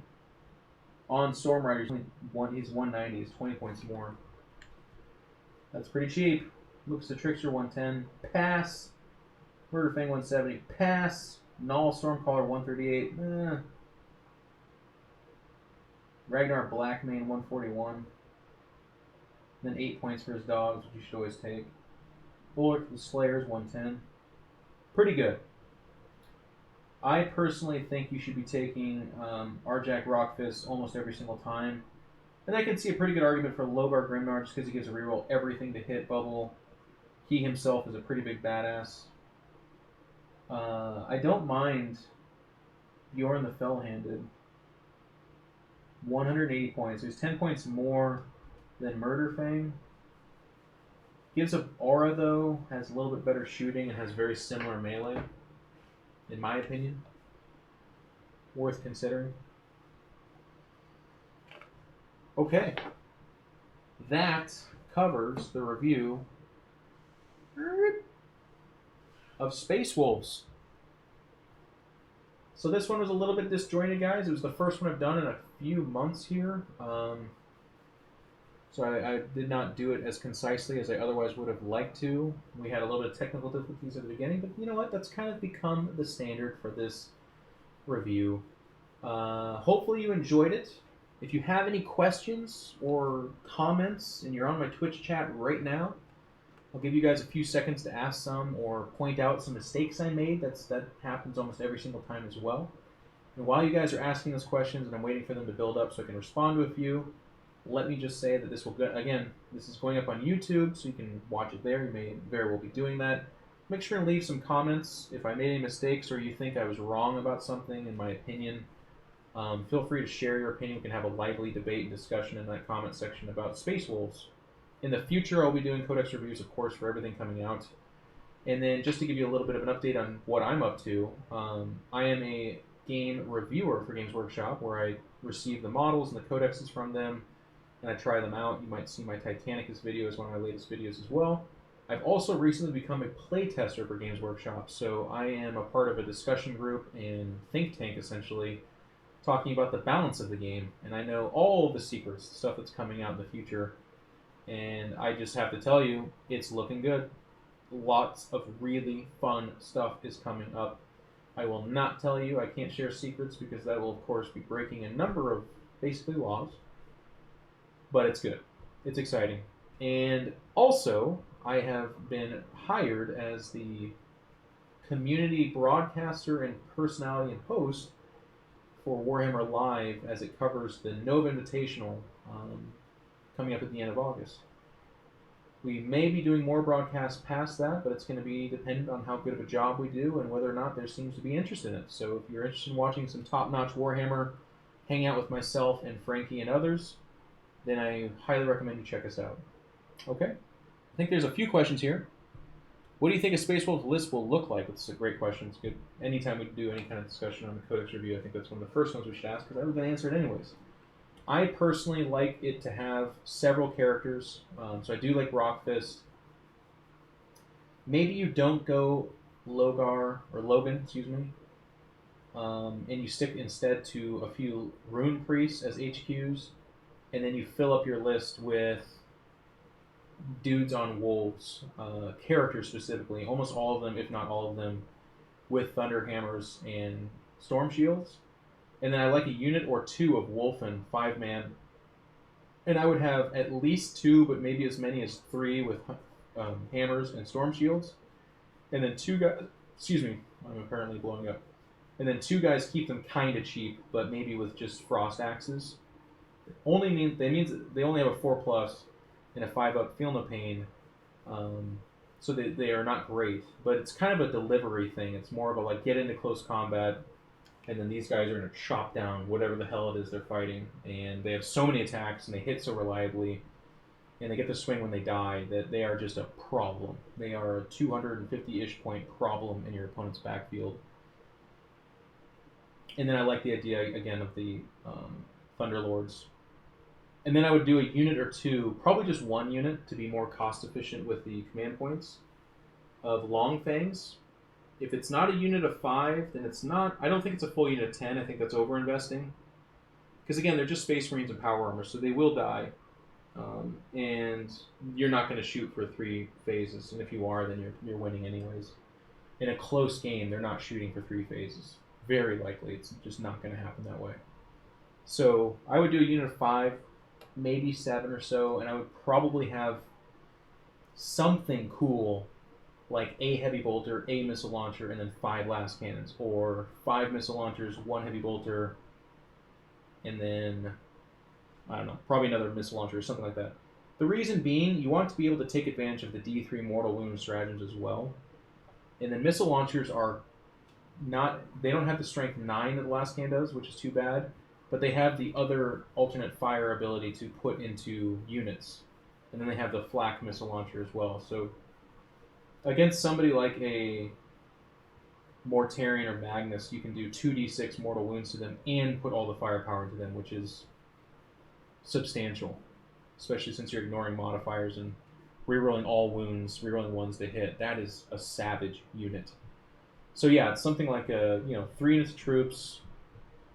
You fill out the battalion with 2 of the characters, and then another battalion with like a Rune Priest or 2, and then again, maybe you do the fast attack Thunder Cav, something like that. It's probably 2 battalions,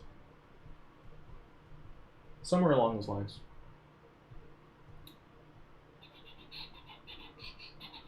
Will this codex see pro tournament or high level play? Another great question. In my opinion, you will see some. I do not even think they'll necessarily be an ally force. The Long Fang stuff is cool, but it's not... I don't know that it's enough to make it like people are allying in a unit of Long Fangs for those stratagems to shoot down shit. I don't think so. I think Space Marines, because the Blood Angel captain is just still 130 points of can take down a flyer, but can also take down a knight. And so it costs a lot less. It's harder to kill because it's a character. And it has more utility. I don't know that you do that with Space Wolves. Space Wolves have a lot of fans, and they have a lot of people that play these.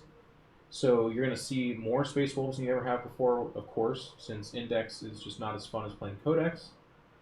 And they are going to be tough, especially in the Knight meta. There's going to be Knights that are shooting, they're high damage but low volume shots into 3++ units. And as long as they make those saves, GG Knight. Like, it's just not even going to be close. A couple of those guys getting on top of a Knight means a dead Knight. So that'll be strong. And it's just going to be fun to have more assault in the army. But I just think, what in the world could a Space Wolf player do against like the Chaos list that have 80 cultists and then 7 psychers behind that? And oh, by the way, 4 of those psychers are actually pretty ballin' in close combat as well. They're going to smite into oblivion the heavy hitters, and then what remains of the Space Wolves would have to... I mean, they just can't, right? Like Tide of Traitors, +1 to wound, rerolling 1s to hit equals an absolutely dead unit of Thunder Cavs, right? Or anything that's in between the Thunder Cavs and the stuff. I think that's a major problem. I think they're going to have a lot of lists that are a major problem, but I think they're going to be pretty good. I think they're going to catch people off guard, and I'd love to be wrong about this, so maybe we'll see more.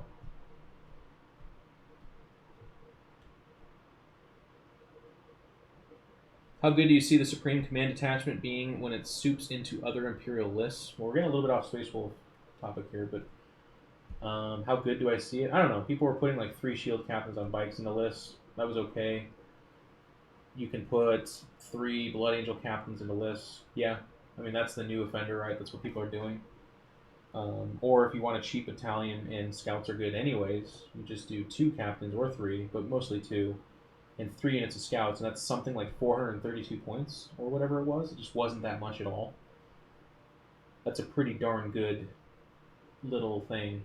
Supreme Command is, it's not as abusive as it used to be. Right now, you're seeing it mostly in like Yanari and Eldar lists where they're like Eldrad and 2 Farseers and then a Wraith, a Spirit Seer, and you're like, oh, okay.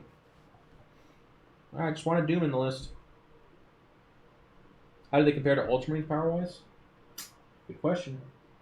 Rerolling everything from Gilliman, who's also a one-man army, is pretty darn good. But very different. Ultramarines want to sit back and shoot you, and they want to shoot you super efficiently. And that hasn't been the most effective thing in the meta right now.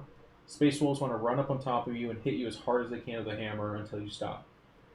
And I think that has a lot more potential to be more powerful in this meta.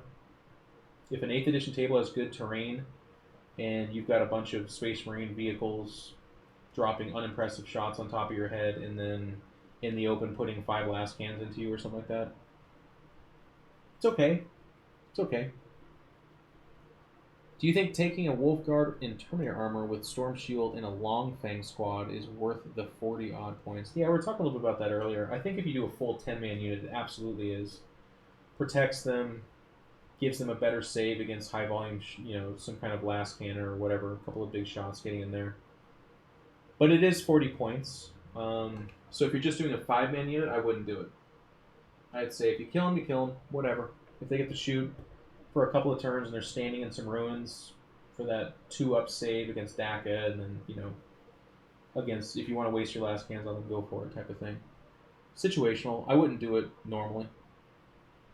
Bit disappointed Rust didn't return. Yeah, I think all Space Wolf players are. Rerolling wounds helps with the less strength in the missiles. Very good point.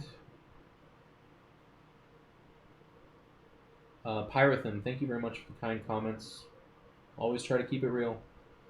Do you see Sisters of Battle armies at tournaments? Very rarely. 1 or 2 out of the 50, 60 or more. You see more Celestine, but even that you're not seeing as much. Okay. That seems to be all the questions for now. If there's more questions, or again, like I said, if I got anything wrong, make sure and put it in the comments in the YouTube video, which will go up tomorrow. And I'll be happy to give you the thumbs up and say thank you. Hope you enjoyed it. There will be more coming. I'm excited to say that. We have orcs that are announced, and then after orcs, we just know that there's some codexes circling around. In fact, with this is the... Oh, I guess I can say this now, too. The Tooth and Claw box, I believe, that's coming with the release of this. I have 2 of those on the way. I don't think I need to, but I'm pretty damn excited that I do have them.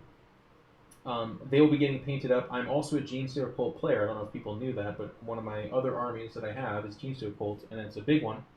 And I love them, and they're really fun. The rules for the Abominant got released, and oh my god. Oh my god. He can have like 5 attacks, and with a banner and a power, he can go up to strength 16. Strength 16. And he does a minimum of 3 damage, but as much as, beyond that with D6. And he's got a little buddy. He's got a little freaking toad man that hangs out at his side and does other cool stuff as well. I can't wait. So I will be, of course, getting that painted up, and I'll put that out on my Instagram, and I'll tweet out and all that kind of stuff. And I will be playing some Genestealer Cult when that comes out. And I might very well play even the Index when it comes out because I'm so excited. As long as the rules for the Abominant and Aberrants are in there, which I think they are. Anyways, that's it for me. My voice is really tired. Thank you guys so much. If you haven't already, consider subscribing to my channel on Twitch. It's In Control TV. It's where I do my full-time job for the most part. I'm otherwise a gaming personality that commentates StarCraft and is now starting to go into Warhammer commentary, as well as all kinds of other stuff. If not, watching the videos was great. Liking my YouTube page, all that kind of stuff, really awesome. So, that's it. Thank you guys. Bye-bye.